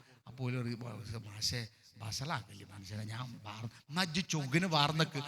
എങ്ങനെ വാർന്നച്ചാലും ഇത് ഒതുങ്ങണ്ടേ? ഇത് ഒതുങ്ങണമെങ്കിൽ ഇത് ഒതുങ്ങാൻ പറ്റണേ. അപ്പൊ ഞാൻ പറയും, ഇത് വെട്ടിക്കണട്ടാ വളരെ വൈകി. അപ്പോൾ ഓൻ പറയേ, എൻ്റെ വാപ്പിയും പറയലുണ്ട്, ഉമ്മയും പറയലുണ്ട്, കാലിയാരും പറയലുണ്ട്, നിങ്ങളും ഇപ്പം അത് പറഞ്ഞൂലേ. അങ്ങനെ സോപ്പിട്ട് അല്ല ഇജ്ജ് വെട്ടാതെ സ്കൂൾക്ക് വരണ്ട പറഞ്ഞാൽ ഓൻ്റെ 8 ചാനലുകാരുണ്ടാവും. ഓലൊക്കെ പാടെ കൂടിയിട്ടാണ് വരിക. ഓൻ്റെ മുടിയൊക്കെ ഓൻ്റെ എന്നാൽ ഈ വന്ന ചാനലുകാരൻ്റെ മാൻ്റെ മുടി ഇങ്ങനെയാണോ? അതൊന്നല്ല. ഓനെന്താ വെച്ചാൽ ഓനൊരു ഇഷ്യൂ ആകണം. അത് ഇവിടെ മുടിയെട്ടാൻ പറഞ്ഞൊരു മാഷുണ്ട്, അയാളെ 4 ഇരപ്പാക്കണം എന്നൊക്കെ ഉണ്ടാവുള്ളൂ. ഇക്കാലത്ത് രക്ഷിതാക്കളോട് പറയാണ്, അധ്യാപകരായ ഞങ്ങളൊന്നും കാര്യമായ ഒന്നും അങ്ങനെ ചോദിക്കാൻ പറ്റൂല. അവകാശം എന്ന് പറയുന്നത് കുട്ടികളുടെ അവകാശം കൊടുത്ത് ബാധ്യതകളില്ലാത്ത മക്കളായി മാറുകയാണ്. അതുകൊണ്ടാണ് ചിലപ്പോഴൊക്കെ കോടതി ഉത്തരവിടുന്നത് അവരെ അടിക്കുന്നതിൻ്റെ ആവശ്യകത ഉണ്ടെങ്കിൽ അടിക്കുന്നതിന് കുഴപ്പമില്ല എന്ന് പറയണേ. നമ്മളൊക്കെ അടികൊണ്ട് വളർന്നതാ. ഇന്ന് അങ്ങനെ അടിക്കാൻ പറ്റൂല. പക്ഷെ അടിക്കാൻ പറ്റൂല എന്ന് പറഞ്ഞിട്ട് രക്ഷിതാവ് അടി കൊടുക്കേണ്ടിടത്ത് കൊടുക്കാതിരിക്കുന്നില്ല. കൊടുക്കണം, കിട്ടേണ്ടിടത്ത് ഞങ്ങൾക്ക് കിട്ടണം. ഒരു പെൺകുട്ടി ആൺകുട്ടി ഇരുന്ന് വർത്താനം പറഞ്ഞ് തോളിൽ പിടിച്ച് ഓല് കുഴഞ്ഞ് മറിഞ്ഞ് ഓലങ്ങനെ കുറേ ഇരുന്ന് മാന്തിയ ഒരധ്യാപകന് ഇടപെടാൻ പറ്റൂല. അതുകൊണ്ട് പെൺകുട്ടികളെ, നിങ്ങളുടെ മാനം നിങ്ങൾ തന്നെ കാക്കണം. നിങ്ങളുടെ ഉപ്പ നിങ്ങൾക്ക് 21 വയസ്സാകുമ്പോൾ ബിസ്മില്ലാഹിർ റഹ്മാനിർ റഹീം എന്ന് പറഞ്ഞാൽ ഏൽപ്പിക്കണം. എന്താ അറിയോ? എൻ്റെ മകളെ ആരും തോണ്ടിയിട്ടില്ല, എൻ്റെ മകളെ ആരും മാന്തിയിട്ടില്ല, എൻ്റെ മകൾ ശുദ്ധയാണ്, എൻ്റെ മകൾ പ്രേമിച്ചിട്ടില്ല എന്ന ആ വാക്കാണ് കൊടുക്കുന്നത്. അത് കൊടുക്കണമെങ്കിൽ ആ ബാധ്യത നിങ്ങൾ നിർവഹിക്കണം. പുതുമാരാ, നമ്മളും തന്നെ ഇത്തരത്തിലുള്ള കമ്പനികൾ നമുക്ക് വേണം. നമ്മളെ കൂട്ടുകെട്ട് നമുക്ക് വേണം. അതൊന്നും അല്ല വേണ്ടെന്നല്ല പറഞ്ഞത്. പക്ഷേ മോശമായ കൂട്ടുകെട്ടുണ്ടായാൽ മാതാപിതാക്കൾക്ക് നമുക്ക് സമ്മാനം തരാനാവില്ല. അപ്പൊ നല്ല സ്വഭാവം കൊടുക്കുക. മാതാപിതാക്കളോടും ചില കാര്യങ്ങൾ പറയാനുണ്ട്. നിങ്ങളും തന്നെ ഈ വൈവാഹിക ബന്ധത്തിൽ നല്ല ചേർന്ന് നിൽക്കണം. ഞാൻ പലപ്പോഴും ഇങ്ങനെ കേൾക്കാം, അല്ല മകൻ പെണ്ണെട്ടിയോ, മകൻ പെണ്ണൊക്കെ കെട്ടിക്കിട്ട് 2 കുട്ടികളായിക്കിട്ട് ഓള് സഫീലാണ്, ഓൻ മറുവിയിലാണ്. ഇപ്പൊ സൈന് പോയതവല് അതായത് ഓളെ കുടിയിലാണ്, ഓൻ്റെ കുടിയിലാണ്. കുട്ടികൾ 2 ഇവിടെ ഉണ്ടാവും, 1 അവിടെ ഉണ്ടാവും, 1 ഇവിടെ ഉണ്ടാവും, അവിടെ 2 ഉണ്ടാവും. എന്നിട്ട് ഓലെന്ത് ചെയ്യുക? ഓലിങ്ങനെ ഇട്ടാ വട്ടത്തിൽ അങ്ങോട്ടും ഇങ്ങോട്ടും കളിക്കുക. എവിടെ ഓല് നിൽക്കല്? 2 ദിവസം അവിടെക്കും, 3 ദിവസം ഇവിടെക്കും. അല്ല മക്കളെ, ഈ ചൊകിനും ചേൽക്കും നടക്കാൻ കഴിയാത്തോ എന്തിനാ ഈ പെണ്ണെട്ടാൻ പോണേ? ഒരു ഭാര്യ എന്ന് പറഞ്ഞാല്, ഒരു ഭർത്താവ് എന്ന് പറഞ്ഞാല്, നമ്മൾ ഈ കാണാൻ പോകുക എന്ന് പറഞ്ഞാൽ വെറും ഒരു ചായ കൊടുത്ത് പോരുക എന്നൊന്നും റസൂലുള്ളാഹി സ്വല്ലല്ലാഹു അലൈഹി വസല്ലം പഠിപ്പിച്ചിട്ടില്ല. നമ്മൾ പരിചയപ്പെടണം, നമ്മുടെ സമീപനത്തെ കുറിച്ച് അറിയണം. എന്താണ്? ഒരുമിക്കുവോ? നമുക്ക് ഒരുമിച്ച് ഒരേ ആശയവും ചിന്തയും ഒക്കെ ആണോ? എന്താണ് പ്ലാൻ, അതൊക്കെ നിങ്ങൾക്ക് ആലോചിക്കാം. ഒരു 10-20 മിനിറ്റ് കാണാൻ പോയിട്ട് നിങ്ങൾക്ക് ഒരുമിച്ച് വർത്താനം പറഞ്ഞ് അല്ല കെട്ടിക്കൊണ്ടേ അങ്ങൾ ഞാൻ നോക്കുവോ? നമ്മൾ കണ്ടില്ലേ ഈ റോഡിന്റെ വക്കത്തൊക്കെ കേബിള് കുഴിക്കണ ആൾക്കാർ, നമ്മൾ കുറ്റം പറയും. ടാറിങ് കഴിഞ്ഞാൽ പിറ്റേന്നാ കേബിള് കുഴിക്കൽ തുടങ്ങാൻ. അത് കരാർ അങ്ങനെ ആയി വരുന്ന. ടാറിങ്ങാരൻ മാർച്ച് 30 നോക്കി നടക്കും, മാർച്ച് 30 തീർക്കും. മറ്റേ കേബിളുകാരൻ ഏപ്രിൽ 1 ഓൻ്റെ പണി തുടങ്ങുക. അതങ്ങനെ ആയി പോണതാ. പക്ഷേ തമിഴ്നാട്ടിൽ നിന്ന് വന്നവർ കണ്ടില്ലേ നിങ്ങൾ, ഭർത്താവ് മണ്ണ് കൊത്തുന്നുണ്ടാവും, ഭാര്യ മണ്ണ് കോരുന്നുണ്ടാവും. അതിൻ്റെ ഒരു കാരണം എന്താ അറിയാം നിങ്ങൾ? അവരുടെയൊക്കെ ചില ഏരിയയിലെ വിവാഹം അങ്ങനെയാണ്. വിവാഹം അങ്ങനെയാണ്. ഭർത്താവ് ഭാര്യനോട് ചോദിക്കും, ഞാൻ കൊത്തും മണ്ണ് നീ കോരുമടി എന്ന് ചോദിക്കും. അപ്പോൾ ഓള് പറയും, നിങ്ങൾ കൊത്താൻ മണ്ണ് ഞാൻ കോരാമടാ. അതുകൊണ്ടാണ് ആ കോരിയും കൊണ്ട് നടക്കുന്നത്. അപ്പൊ ഒരു പ്ലാനിങ് ആണ്. അപ്പോൾ വിവാഹം കഴിക്കുമ്പോൾ ഭർത്താവ് ഗൾഫിലാണ്, പറയണം ഞാൻ ഗൾഫിലാണ്, ഞാൻ 3 മാസത്തിന് നാട്ടിൽ വരുള്ളൂ, ബജ്ജ് പേക്കാതെ നാട്ടിൽ നിൽക്കാൻ എനിക്ക് കഴിയുമോ? ക്ഷമുള്ളോളാണോ? എനിക്ക് ജോലിക്ക് പോണ്ടി വരുമോ? ജോലിക്ക് പോകണമെന്നുണ്ടെങ്കിൽ എൻ്റെ വീട്ടിൽ നിന്ന് ഉമ്മ ഒറ്റക്കാണ്, അത് പറ്റുമോ? ഒക്കെ നമുക്ക് ആലോചിക്കാം. അങ്ങനെ പ്ലാൻ ചെയ്ത് ഒരു 10-20 മിനിറ്റ് നിങ്ങൾ സംസാരിച്ച് നിങ്ങളുടെ പ്ലാൻ ചെയ്ത് നിങ്ങൾ ഇറങ്ങിക്കോളി. എന്നിട്ട് വിവാഹം നടത്തിയാൽ മതി. ആർക്കപ്പോൾ അത് ഓഡിറ്റോറിയത്തെ ആർക്കും വലിയ തിരക്കൊന്നുമില്ല. അങ്ങനെ ഒരുമിച്ച് ആശയം തൗഹീദ് ലാ ഇലാഹ ഇല്ലല്ലാഹ് ബന്ധത്തിലാണ് വിവാഹങ്ങൾ അധികവും നടക്കുക. അങ്ങനെ ആദർശപ്പൊരുത്തം ആശയപ്പൊരുത്തം ഒക്കെ ഉണ്ടാവുമ്പോഴാണ് പള്ളിയും മദ്രസും ദീനും MGM ക്ലാസ്സും ഒക്കെ നടക്കുക. അതുകൊണ്ട് തന്നെ എല്ലാവരും അത് കുഫുവൊക്കെ ഒത്തിപ്പിച്ചുകൊണ്ട് തന്നെയാണ്. ആ വിവാഹം കഴിച്ചു കഴിഞ്ഞാൽ ആ മക്കളെ നല്ല നിലയിൽ നോക്കേണ്ടത്, മകളെ നോക്കേണ്ടത്, മകനെ നോക്കേണ്ടത് നമ്മുടെ ഉത്തരവാദിത്തമാണ്. നമ്മളെ ആ പഴയ ഏർപ്പാടൊന്നും ചിലപ്പോൾ പറ്റൂല. ഒരു വീട്ടിൽ ചെറിയൊരു പ്രശ്നമുണ്ടായി. അപ്പൊ എന്നോട് പറഞ്ഞു എൻ്റെ സുഹൃത്ത്, നിങ്ങളൊന്ന് അടിയന്തരമായിട്ട് വരണം, ഇവിടെ ഇപ്പം അമ്മായിമ്മയും മരുവോളും ഇപ്പം തമ്മിൽ അടിച്ച് പിരിയും. അപ്പൊ ഞാൻ ചെന്നപ്പോ ചോദിച്ചു, എന്താണ് ഉമ്മ ഇവിടുത്തെ പ്രശ്നം? മൗലവി ഓളെ അടിച്ചു വരണ്ട. അപ്പൊ ഞാൻ പറഞ്ഞു, അടിച്ചു വരണ്ട നിങ്ങൾ പറയണ്ട, അടിച്ചു നോക്ക്, ഒഴിവുണ്ടാകുമ്പോൾ അടിച്ചു വരിക്കോട്ടെ. അടിച്ചു വരുന്നതിനല്ല, ഞാൻ ചൂലെടുത്ത് അടിച്ചു വരുമ്പോൾ ഓള് ഇവിടെ മൊബൈലിൽ നോക്കിയിരുന്നു. അപ്പം ഞാൻ ഓളെ അടുത്തേക്ക് എത്തിയപ്പോൾ ഓള് സൂളുമ്മ ഇരുന്നുങ്ങാണ്ട് 2 കാലും ഇങ്ങനെ പൊന്തിച്ചെന്നു. അമ്മായിമ്മയായ ഞാൻ താഴത്ത് കൂടി അടിച്ചങ്ങാട് പോകുന്നു. അത് ഇഞ്ച കരളിന് വല്ലാതെ ഇളക്കം തട്ടി. അപ്പം ഞാൻ ആ മോളോട് പറഞ്ഞു, മോളെ ഉമ്മയെ നമ്മൾ ആദരിക്കണം. അപ്പോൾ ഓള് പറഞ്ഞു, ഞാനാവും നോക്കിയില്ല, ആരാ അടിച്ചു വരാ, അടിച്ചു വരണ്ടപ്പോൾ ഞാൻ കാലൊന്നിച്ചു. മുനിസിപ്പാലിറ്റിക്കാർ അടിച്ചു വരാൻ വരുമല്ലോ, ഉമ്മയല്ലേ ഇവിടെ വരുന്നേ. പക്ഷെ അതിനുള്ളൊരു വകതിരിവ് നഷ്ടപ്പെട്ടു പോകുന്നു. അപ്പൊ പ്രിയപ്പെട്ട സഹോദരിമാരെ, നമ്മളൊരു ആരാന്റെ വീട്ടിൽ പോയാൽ ഒരു 4 ദിവസമായി ക്യാമറ ഉണ്ടാവും, നാത്തും ഉണ്ടാവും, അമ്മായിമ്മണ്ട്, എല്ലാവരും. അന്ന് ഫുള്ള് അടിച്ചു വരി കട്ടിലിന്റെ അടിയൊക്കെ അടിച്ച് എങ്ങനെയെങ്കിലും ആണ് വൃത്തിയാക്കി അപ്പൊക്കെ ഒരു 8 ചുട്ടു കൊടുക്കുക. അതോടുകൂടി ആ നോട്ടം കഴിയും. പിന്നെ ആരും ഉണ്ടാവില്ല അവിടെ. ഭർത്താവ് എന്ത് ചെയ്യാ? എൻ്റെ ഭാര്യയാണത്, എൻ്റെ ഭാര്യയെ ഞാനാണ് കൊണ്ടുവന്നത്. ഓള് കയറി വന്നല്ല, നമ്മൾ വീട്ടിൽ പോയി കണ്ട് പറ്റി ഉറപ്പിച്ചിട്ട് നിശ്ചയിച്ചിട്ട് ഓഡിറ്റോറിയത്തിൽ കൊണ്ടുവന്നിട്ട് അവിടുന്ന് നമ്മൾ കൈ പിടിച്ചു കൊടുക്കുന്നതാണ്. അപ്പോൾ റസൂലുള്ളാഹി സ്വല്ലല്ലാഹു അലൈഹി വസല്ലം പറഞ്ഞറിയോ, നിങ്ങൾ മഹർ കൊടുത്തു, ചിലപ്പോൾ വലിയ മഹറാകാം, ചിലപ്പോൾ ചെറിയ മഹറാകാം. അവൾക്ക് നിങ്ങൾ വസ്ത്രം കൊടുത്തില്ല, അവൾക്ക് നിങ്ങൾ പിന്നീട് ആദരവ് കൊടുത്തില്ല, അവൾക്ക് നിങ്ങൾ സ്നേഹം കൊടുത്തില്ല, നിങ്ങൾ രാത്രി ചെയ്യുന്നത് വ്യഭിചാരമാണ് എന്നാ. പരലോകത്ത് ചെല്ലുമ്പോൾ അള്ളാഹ് നമ്മളെ വിളിക്കുമല്ലോ, എടാ വ്യഭിചാരി ഇവിടെ വാ. ഓൻ പറയുമല്ലോ, ഞാൻ പടച്ചോനെ വ്യഭിചരിച്ചിട്ടില്ലല്ലോ. നീ നിന്റെ ഭാര്യയെ നിക്കാഹ് ചെയ്തു, അതിനുശേഷം അവൾക്ക് നീ വില കൊടുത്തില്ല, അവളെ നീ ആദരിച്ചില്ല, അവൾക്ക് നീ ഭക്ഷണം കൊടുത്തില്ല, വസ്ത്രം കൊടുത്തില്ല. നീ വ്യഭിചരിക്കാൻ വേണ്ടി മാത്രമാണ് അവളെ നിക്കാഹ് ചെയ്ത് കൊണ്ടുപോയത്. അതുകൊണ്ട് ആ 3 കുട്ടികളൊക്കെ ഉണ്ടാണ്, എന്നാൽ ആ കുട്ടിക്ക് അവിടെ ഒരു സ്വൈരവും കൊടുക്കൂല. അപ്പോൾ അങ്ങനെ ആയിക്കഴിഞ്ഞാൽ ഈ വളരുന്ന മക്കളുണ്ടല്ലോ, സ്നേഹമില്ലാതെ വളരും. വീട്ടിൽ നിന്ന് സ്നേഹം കിട്ടൂല. അങ്ങട്ടടിച്ച് ഇങ്ങട്ടടിച്ച് ഓല് സ്കൂളിൽ പോവും, ഓല് 8ാം ക്ലാസ്സിലെത്തും, 9ാം ക്ലാസ്സിലെത്തും. അപ്പൊ അവിടെ പിന്നെ ഓളെ ക്ലാസ്സിന്റെ അപ്പുറത്ത് അവിടെ ഒരു തൂണുണ്ടാവും. ആ തൂണിന്റെ അവിടെ ഓൾ ഇങ്ങനെ ബെറുങ്ങൽച്ചിക്കുമ്പോൾ അതേമാതിരി ബെറുങ്ങൽച്ചിക്കണ ആൺകുട്ടികൾ ഉണ്ടാവും. തെജ്ജ് പട നിൽക്കണേ, ഇഞ്ച വാപ്പിമ്മയും തമ്മിൽ തല്ലാണ് മളേ, ഒരു സ്വൈരം. അപ്പോൾ ഓള് പറയും, ഇഞ്ച വാപ്പിമ്മി അങ്ങനെ തന്നെ. അപ്പോൾ ഓല് 2ആളും അവിടെ തുണ്ടുമായിരുന്നു അങ്ങനെ വർത്താനം പറയും. ഓലെ 2ആളെ പരി ഒരുമാതിരിയാണ്. അങ്ങനെ പറഞ്ഞ് ഓല് സ്നേഹത്തിലായി, പ്രേമത്തിലായി, ബൈക്കമ്മ പോകലായി, നാടാകെ പാട്ടായി. അവസാനം നമ്മൾ ഒരുമിച്ചു. നമ്മളെ കുട്ടികൾ പേക്കൽ തുടങ്ങിക്കണ്. അതുകൊണ്ട് നമുക്ക് ഒരുമിക്കാം. അങ്ങനെയല്ല ഒരുമിക്കേണ്ടത്. അപ്പോൾ നമ്മളുടെ ദാമ്പത്തിക ജീവിതത്തിൽ വിള്ളലുണ്ടായാൽ നമ്മളുടെ മക്കളുടെ ദീൻ പിഴക്കും, നമ്മൾ ഒരുമിച്ച് നിൽക്കണം, നമ്മൾ ജുമഅക്ക് ഒരുമിച്ച് പോകണം. ഇപ്പൊ നോക്കൂ നിങ്ങൾ, ഇപ്പൊ നിങ്ങളുടെ മുക്കിൽച്ചേരിയ മഹല്ലിനെ കുറിച്ച് നല്ല അഭിപ്രായമാണ് മണ്ഡലം സെക്രട്ടറിയും ഖത്തീബും ഒക്കെ പറയുന്നത്. ആ ഒരു നന്മ നിങ്ങൾക്ക് ഉള്ളത് എന്തുകൊണ്ടറിയോ? വീട് ഇസ്ലാമികമായത് കൊണ്ടാണ്. ആ ജുമഅ എല്ലാവരും ഇറങ്ങുന്നു, മക്കളും മരുമക്കളും മരുമകനും എല്ലാം, അല്ലെ? മരുമകൾ എന്ന് പറഞ്ഞാൽ അതിന്റെ അർത്ഥം എന്താ അറിയോ? മറ്റൊരു മകൾ എന്നാ, ഏതോ ഒരുത്തി ഏന്തി എലിഞ്ഞു എന്നല്ല അർത്ഥം, അല്ലേ? അപ്പൊ മരുമകൻ എന്ന് പറഞ്ഞാൽ മറ്റൊരു മകനാ. അപ്പോ ആ വീട്ടിലുള്ള എല്ലാവരും പള്ളിയിലേക്ക് പോകുന്നു, ജുമാ ഖുതുബ കേൾക്കുന്നു, വരുന്നു. ആ ആഴ്ച പറഞ്ഞ ഒരുപാട് കാര്യങ്ങൾ, ഇപ്പൊ കഴിഞ്ഞ ആഴ്ച പറഞ്ഞ ചില കാര്യങ്ങളുണ്ട്, ഈ വെള്ളിയാഴ്ച പറഞ്ഞ കാര്യങ്ങളുണ്ട്, അടുത്ത വെള്ളി പറയുന്ന. അപ്പോൾ ദീനിയായി നമ്മൾ ഒരുമിച്ച് നിൽക്കുക. അപ്പൊ നമ്മളുടെ മക്കൾക്ക് എന്തുണ്ടറിയോ? നമ്മളൊരു മാതൃകയാണ്. അതിനാണ് ഞാൻ ഇത്രയും സമയം പറഞ്ഞത്. അതായത് സൽ സ്വഭാവം സമ്മാനമായി കൊടുക്കുക. വാപ്പാക്ക് നമ്മളുടെ മോനോട് പറയാൻ കഴിയണം, മോനെ നീ എൻ്റെ പോലെ ജീവിച്ചാൽ എനിക്ക് സ്വർഗം കിട്ടും. മുമ്പ് കാലത്തൊക്കെ വ്യാപകമായി, നീ അത് പറയുന്നോണ്ട് ഇന്നോട് വെറുപ്പൊന്നും തോന്നരുത് കേട്ടോ, കാരണം അങ്ങനെ പറയല്ല. മുമ്പ് കാലത്തൊക്കെ ഈ ഓട്ടമ്പനിമാരി പുകട്ട് ഇറക്കുന്ന കുറേ ആൾക്കാരുണ്ടായിരുന്നു, അല്ലേ?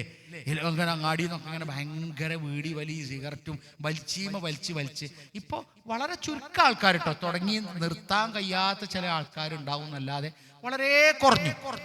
അത് നല്ലൊരു ഏർപ്പാടല്ല എന്നുള്ള എനിക്കും ഇങ്ങൾക്കൊക്കെ അറിയാലോ. നമ്മൾ ചായ കുടിച്ചുകൊണ്ടിരിക്കുമ്പോൾ മത്തായി മാഷ് വന്ന, മത്തായി മാഷേ ഇരിക്കുക, നമുക്കൊരു ചായ കുടിക്കാറ്, അല്ലേ? നമ്മൾ ചോറ് കഴിച്ചുമ്പോൾ ഇബ്രാഹിം മാഷ് വന്നു, അപ്പൊ ഇബ്രാഹിം മാഷേ ഇരിക്കുക, നമുക്കൊരു ചോറ്. നമ്മൾ ബീഡി വലിച്ചുമ്പോഴാണ് നമ്മൾ അദ്രൈം മാഷ് വരുന്നത്. അദ്രൈം മാഷേ ഇരിക്കുക, നമുക്കൊരു ബീഡി വലിച്ചാന്ന് പറയോ? ഇല്ല, അവിടെ ഇട്ടുകാണ്ട് ചവിട്ടി ഒന്ന് വരുത്തിയിട്ട് എന്നൊക്കെ പറഞ്ഞിട്ട് നമുക്ക് തന്നെ അറിയാലോ ഇത് നല്ല ഡീസൻ്റ് ഉള്ളൊരു പരിപാടിയല്ല. അതുകൊണ്ട് നമ്മളൊക്കെ നിർത്തി. അതുകൊണ്ട് നമ്മളെ മക്കളിലും ഇപ്പം അതില്ല. മുമ്പൊക്കെ ഒരു സഭയിൽ വർത്താനം പറഞ്ഞിരിക്കുമ്പോൾ ഒരു പാത്രം എടുക്കും, ആ പാത്രത്തിൽ നിന്ന് കുറച്ച് പൊടി എടുക്കും, എന്നിട്ട് ഒന്ന് തിരുമ്പിയിട്ട് രണ്ട് മൂക്കിൽ വെച്ചിട്ട് എന്ന് പറഞ്ഞാൽ തുമ്പലൊക്കെ. ഇപ്പൊ മൂക്കില്ലേ ഉണ്ട്, ഇപ്പൊ പൊടിയില്ലേ, ഈർച്ചപ്പൊടിയൊക്കെ എപ്പോഴും കിട്ടുമല്ലോ. പിന്നെന്തേ, അതൊക്കെ അങ്ങോട്ട് ഒഴിവാക്കി. നമുക്ക് വേണ്ടതും മതി, നമുക്ക് വേണ്ട സൽസ്വഭാവങ്ങൾ മതി. അൽഹംദുലില്ലാ, നമ്മുടെ മക്കളും മൂക്കിലെ പൊടി ഏൽക്കാൻ പോയില്ലപ്പോ. പക്ഷേ മക്കളെ കാര്യത്തിലുള്ളൊരു പേടി എന്താ അറിയങ്ങള്? അതുകൂടി മക്കളെ കാര്യത്തിൽ നമ്മൾ പറയണ്ടേ. ഞാൻ മോനാണ്, ആ നിലക്കങ്ങളോട് പറയണേ. നമ്മള് ഈ ലഹരി എന്ന് പറയണത് ഞമ്മക്ക് വെറുതെ ഒന്നും വരൂല, മെനക്കെട്ടിറങ്ങിയാൽ തന്നെ വരുള്ളൂ. നിങ്ങൾ വിചാരിക്കണ്ട, നാട്ടില് മുഴുവൻ ലഹരിയിൽ അടിപ്പെട്ടിരിക്കണ ചെറുക്കന്മാരൊക്കെ എന്താ കാട്ടണ്? ഇല്ല, ലഹരി ഒരു സർബത്ത് കുടിച്ചാൽ വല്ല ബുദ്ധിമുട്ടുണ്ടോ? ഇല്ല. ഒരു മുന്തിരി ജ്യൂസ് കുടിച്ചാൽ വല്ല ബുദ്ധിമുട്ടുണ്ടോ? എവിടുന്നും കിട്ടൂലേ. പക്ഷെ ഒരു ലഹരി കിട്ടണമെങ്കിൽ എല്ലാം ഇവിടുന്ന് ഔങ്ങണം, എന്നിട്ട് വണ്ടി എടുത്ത് പോകണം, എന്നിട്ട് എവിടെയെങ്കിലും ആളും മനുഷ്യനും ഇല്ലാത്ത ഒരു കുന്നും പുറത്ത് പോയി നിൽക്കണം. അപ്പൊ കൺമശിയുള്ള ഒരുത്തം വരും, എന്നിട്ട് ആരും കാണാതെ തരണം, എന്നിട്ട് അത് തന്നിട്ട് അത് മെല്ലെ വാങ്ങിയിട്ട് മുണ്ടാതെ പെരയ്ക്ക് വരണം, എന്നിട്ട് പെരന്റെ വാതിൽ കുറ്റിയിടണം. മതിയോ? 3500 കൊടുക്കണം. കായ് എവിടുന്ന? അങ്ങനെ കൊടുത്തു. കൊടുന്നു കഴിഞ്ഞാൽ ഓൻ്റെ റൂമിൽ കിടന്നിട്ട് ഓനിങ്ങനെ സ്വപ്നം കാണാം. എത്ര നേരം കാണും? ആദ്യം 3 മണിക്കൂർ കാണും, പിന്നെ 5 മണിക്കൂർ കാണും, പിന്നെ 24 മണിക്കൂർ കാണും. പിന്നെ ഓൻ്റെ 2 ദിവസം കാണൽ തുടങ്ങും. അവസാനം ഓൻ്റെ ബ്രെയിനൊക്കെ ആകെ തല തിരിഞ്ഞ് ഓനൊരു ഭ്രാന്തനായി കുതിരവട്ടത്ത് പോകണം. അവസാനം കുതിരവട്ടത്ത് ഇവിടെ എടുക്കാൻ പറ്റൂല, അതിലേറെ വയലൻ്റാണ്. എന്താ ഈ ലഹരി? എന്തിനാ? ഡോപ്പമിൻ എന്ന് പറയുന്ന ഒരു ഹോർമോൺ നമ്മളെ തലയിൽ ഇപ്പുണ്ട്. അതെപ്പോഴറിയോ? ഓത്ത് കേൾക്കുമ്പോൾ സന്തോഷം വരും, നല്ല ഭക്ഷണം കാണുമ്പോൾ സന്തോഷം വരും, നല്ലൊരു ജ്യൂസ് കുടിക്കാൻ നമ്മൾ ഓർഡർ ചെയ്ത്. ഇപ്പോൾ ഒരു ഉദാഹരണം ഞാൻ പറയാം. ഇപ്പോൾ നമ്മൾ നമുക്ക് പുളി തിന്നണോ എന്ന് ചോദിച്ചു. ഞാൻ നിങ്ങളോട് പറഞ്ഞു, എൻ്റെ തൊള്ളിയിൽ വെള്ളം വരാൻ തുടങ്ങി. നിങ്ങളെ തൊള്ളിയിലും പുളി എന്ന് പറഞ്ഞപ്പോൾ ആരാണ്? സ്കൂൾ കുട്ടിയാണെന്നൊന്നുമില്ല, ആ പുളിക്ക് വെള്ളം ഇങ്ങനെ വരും. അതെന്താ നിങ്ങള്? പുളി എന്ന് പറയുമ്പോൾ അതിൽ ടാറിക് ആസിഡാണ്. നമ്മൾ നേരെ പുളി പള്ളിക്ക് ചെല്ലുമ്പോൾ അവിടെ അൾസർ വരും. അപ്പൊ പടച്ചോൻ അങ്ങനത്തത് കേൾക്കുമ്പോഴേക്ക് നമ്മുടെ തലച്ചോറിന് വിവരം കൊടുത്തിട്ട് ഉമിനീര് ഉൽപ്പാദിപ്പിക്കുകയാണ്. ആ ഉമിനീരുമായിട്ടാണ് വയറിലേക്ക് പുളി അച്ചാറും എത്തുള്ളൂ. ഇത് അള്ളാന്റെ ഒരു കുതിരത്താണ്, നമ്മൾ മനസ്സിലാക്കണം. ഇതേപോലെ നമുക്കൊരു കല്യാണം എല്ലാവരും കാണുമ്പോൾ നമുക്ക് ഡോപ്പമിൻ വല്ലാതെ വരും. പ്രായം ചെന്ന ആളുകളെ കണ്ടില്ല നിങ്ങൾ? കൊണ്ടേണ്ടി ഇരുത്തി കഴിഞ്ഞാൽ 11 മണിക്ക് ഇരുത്തിയാൽ 4 മണി വരെയൊക്കെ ഒരു കസേരയിൽ ഇരിക്കണമാരുണ്ട്. വിഷമത്തോടു കൂടിയാണെങ്കിൽ ഇരിക്കും, അവർക്ക് ഭയങ്കര സന്തോഷം ഉണ്ടാവും. അത് ഡോപ്പമിനാണ്, അഥവാ നമ്മളെ ഹാപ്പി ഹോർമോൺ. അതിങ്ങനെ ഓരോ ഘട്ടത്തിൽ വരുന്നത് അത് നമ്മൾ എങ്ങനെയാണോ പരിശീലിച്ചത് അതിനനുസരിച്ചാണ്. ഖുർആൻ ഓത്ത്. ഇപ്പൊ നമ്മളുടെ ഒരു മോള് ഇവിടെ ഓതി, ഞങ്ങളുടെ നാട്ടിലാണ് ജാഫർ മൗലവി ഖത്തീബായി ഇപ്പൊ സേവനമനുഷ്ഠിക്കുന്നത്, അദ്ദേഹത്തിന്റെ മോളാണെന്നാ പറഞ്ഞത്. അള്ളാഹു എല്ലാവർക്കും, അള്ളാഹു പരിശുദ്ധ ഖുർആൻ പഠിച്ച കുട്ടികൾക്കും ഓതികൾക്കും ഒക്കെ ഖൈറും ബർക്കത്തും നൽകുമാറാകട്ടെ, ആമീൻ എന്ന് ദുആ ചെയ്യണം. അപ്പോൾ നമ്മൾ ഇപ്പൊ ആ ഓത്ത് പഠിച്ച കുട്ടി ആ ഓത്ത് കേൾക്കുമ്പോഴാണ് ഓക്ക് ഹോർമോൺ വരിക, സന്തോഷത്തിന്റെ ഹോർമോൺ വരിക. ചിലപ്പോൾ ഒരു ഭക്ഷണം കഴിക്കുമ്പോൾ ഹോർമോൺ വരും. ഇത് നമ്മൾ എന്താണോ ചെറുപ്പത്തിൽ പരിശീലിച്ചതാണ്. ചിലപ്പോൾ ഒരു ഫുട്ബോൾ കളി കാണുക, അത് കാണുമ്പോൾ ചിലപ്പോൾ ഇവിടെ ഹാപ്പി വരും, നമുക്ക് മനസ്സ് വരും. എന്നാൽ മയക്കുമരുന്ന് അടിക്കുന്നവന് 80 ഇരട്ടി ഡോപ്പമിനാണ് തലച്ചോറിൽ വരുന്നത്. ശരിക്കും മനസ്സിലാക്കണം. അഥവാ ഈ ലഹരി ചെല്ലുന്നതോടുകൂടി സന്തോഷത്തിന്റെ ഹോർമോൺ ഒന്നായിട്ട് വാട്ടർ അതോറിറ്റിന്റെ പൈപ്പ് പൊട്ടിയ മാതിരി തലയിൽ വരും. അപ്പൊ അങ്ങനെ ചിരിച്ചിട്ടുണ്ടാവും. ചിലപ്പോ കടക്കണേ അങ്ങാടിപ്പുറത്ത് പിന്നെ പാലത്തിന്റെ ഓട്ടിലേക്കാണ്. എന്നിട്ട് അങ്ങനെ ചിരിച്ചിട്ടുണ്ടാവും. ചെറിച്ചിന് ഓനടുത്ത് പോയി നോക്കി, അജിപ്പ് എവിടെ? ഞാൻ രാജകൊട്ടാരത്തിലുള്ള നിലത്തേക്കാണ്, സിമെന്റിലേക്കാണ്. അതാണ് അന്തം വിട്ട സന്തോഷം വന്ന് അവസാനം ആ മെസ്സേജുകളൊന്നും തിരിച്ചു പോകാതെ തലച്ചോറ് മരവിച്ച് സിഗ്നലുകളൊക്കെ തെറ്റും. നൊലോളിച്ചന്റെ നേരത്ത് ചിരിച്ചന്റെ നേരത്ത് നൊലോളിച്ചും അവസാനം വളർത്തിയെടുത്ത വാപ്പ മരിച്ചു എന്ന് കേൾക്കുമ്പോ അവിടെ വന്ന് ചിരിക്കും. ഉമ്മ മരിച്ചു എന്ന് കേൾക്കുമ്പോ അവിടെ വന്ന് ചിരിക്കും. ഒന്നും അറിയില്ല. ഇതാണ് ലഹരി എന്ന് പറയുന്നത്. അത് വെറുതെ ആരും ചെന്ന് പെടുന്നില്ല. നമ്മള് പുറത്തായോ, ഞങ്ങൾ സ്കൂൾക്ക് വണ്ടൂർക്ക് പോകുമ്പോൾ യാത്രാ ബസ്സിനായിരുന്നു കയറിന്. അപ്പോൾ നമ്മളെ നെല്ലിക്കുത്തിനടുത്ത് വെള്ളം കണ്ടൊരു കുഞ്ഞാക്കാണ്, അതിൽ ക്ലീനറും കണ്ടക്ടറും ഒക്കെ മൂപ്പരനെ, ചിലപ്പോൾ ഡ്രൈവറും ആയാലുണ്ട്. മൂപ്പര് ഞങ്ങളിങ്ങനെ ചോദിച്ചു ബസ് കയറിയിട്ട്, എന്താ ഈ കയ്യും തലയും പുറത്തിടരുത് എന്ന് എഴുതി വെച്ചിരിക്കുന്നത്. മൂപ്പര് പറഞ്ഞു, പുറത്തിട്ടാ ഔത്തക്ക് ഉണ്ടാവില്ല, പോയാണി അവിടുന്ന്. ഒറ്റ വാക്ക, പുറത്തിട്ടാല് ഔത്തക്ക് ഉണ്ടാവില്ല. നമ്മൾ പൊരേന്ന് പുറത്തിറങ്ങിയോ പോയി, നമ്മൾ പുറത്തിറങ്ങിയോ പോയി. പുറത്തിറങ്ങി എന്ന് പറഞ്ഞാൽ ഞാൻ ഈ ഗേറ്റ് കടന്ന് പോണ കാര്യമല്ല പറയണേ. നമ്മളെ വീട്ടിലെ അണ്ടറിലുള്ള ഒരു നിയന്ത്രണം ഉണ്ടല്ലോ, അത് ഇജ്ജ് എവിടെയുള്ളേ? ഞാൻ ഇവിടെ ഉണ്ട്. എവിടെ ഉള്ളേ? ഞാൻ ഇപ്പൊ ഇവിടെ എത്താനക്ക് പട്ടിക്കാട് ഒന്നുമില്ല. ഞാൻ ചങ്ങായിന്റെ ഒപ്പം പോകുന്ന. ഏതാണ് ആ ചങ്ങായി? കൊടുക്കോനെ അറിയാം, ഓനും പറയട്ടെ. അങ്ങനെ ഈ അന്വേഷണം ഒന്നും എന്തല്ലാത്തത്. എന്തുകൊണ്ടാണ് ഞാൻ ഇപ്പൊ വലിയ മോനാ. എൻ്റെ ഉപ്പാന്റെ വാപ്പ മരിക്കുന്നത് വരെയും വാപ്പ 10 മണിക്ക് വിളിക്കും രാത്രി, ഇപ്പൊ എവിടെയുള്ളത്? അപ്പൊ എന്നോട് എപ്പോഴും പറയുന്നതാരോ, പ്രസംഗം കഴിഞ്ഞാൽ ഉടനെ മോനെ വീട്ടിക്ക് മടങ്ങണം, ഏതെങ്കിലും വീടുകളിൽ നിൽക്കരുതെന്ന് പറയും. അതെനിക്ക് മനസ്സിലായി. വാപ്പ ആ പറയുന്നത് പ്രബോധനം നടത്തുന്ന ഒരു പ്രാസംഗികനാണ്. ഏതെങ്കിലും വീട്ടിൽ നിന്ന് എന്തെങ്കിലും തിന്മ നാട്ടുകാർ പറയാൻ തുടങ്ങിയാൽ അതിൻ്റെ വിപത്ത് ദീനീ രംഗത്ത് ബുദ്ധിമുട്ടും. അതുകൊണ്ട് എവിടെ നിൽക്കരുത്, മോനെ വീട്ടിലേക്ക് പോന്നോന്ന്. എന്തിനാണ് അവരിങ്ങനത്തെ കാഴ്ചപ്പാടെടുക്കണത്? നമ്മൾ രാത്രി 9 മണി കഴിഞ്ഞാൽ ഇജ്ജിപടെ പെരിയിലുമാണ്, അതിൽ അലഞ്ഞു തിരിഞ്ഞ് നടക്കരുത് എന്ന് പറഞ്ഞാൽ അത് നമ്മൾ കേൾക്കുക. നമ്മളമ്മക്കും നമ്മളെ വാപ്പാക്കും നമ്മളോട് കുറെ കാര്യങ്ങളൊക്കെ പറയാല്ലേ. നിങ്ങൾക്ക് നമ്മളെ ചങ്ങായിമാരോട് എത്താപ്പത്ര പറയാനുള്ളത്? നമ്മളെ ചങ്ങാതിമാർക്ക് നമ്മൾ കുറച്ചേരം വിട്ടുകൊടുക്കണം. ഇശന്റെ മഗ്‌രിബിന്റെ ഇടയ്ക്ക് കുറച്ചേരം നിങ്ങൾ അവിടെയും ഇവിടേക്ക് ഇരുന്ന് നിങ്ങളെ കുറച്ച് കാര്യങ്ങളൊക്കെ പങ്കുവെച്ചോളി, കുഴപ്പമില്ല. വൈകുന്നേരം കളിക്കാൻ പോയിക്കോളി.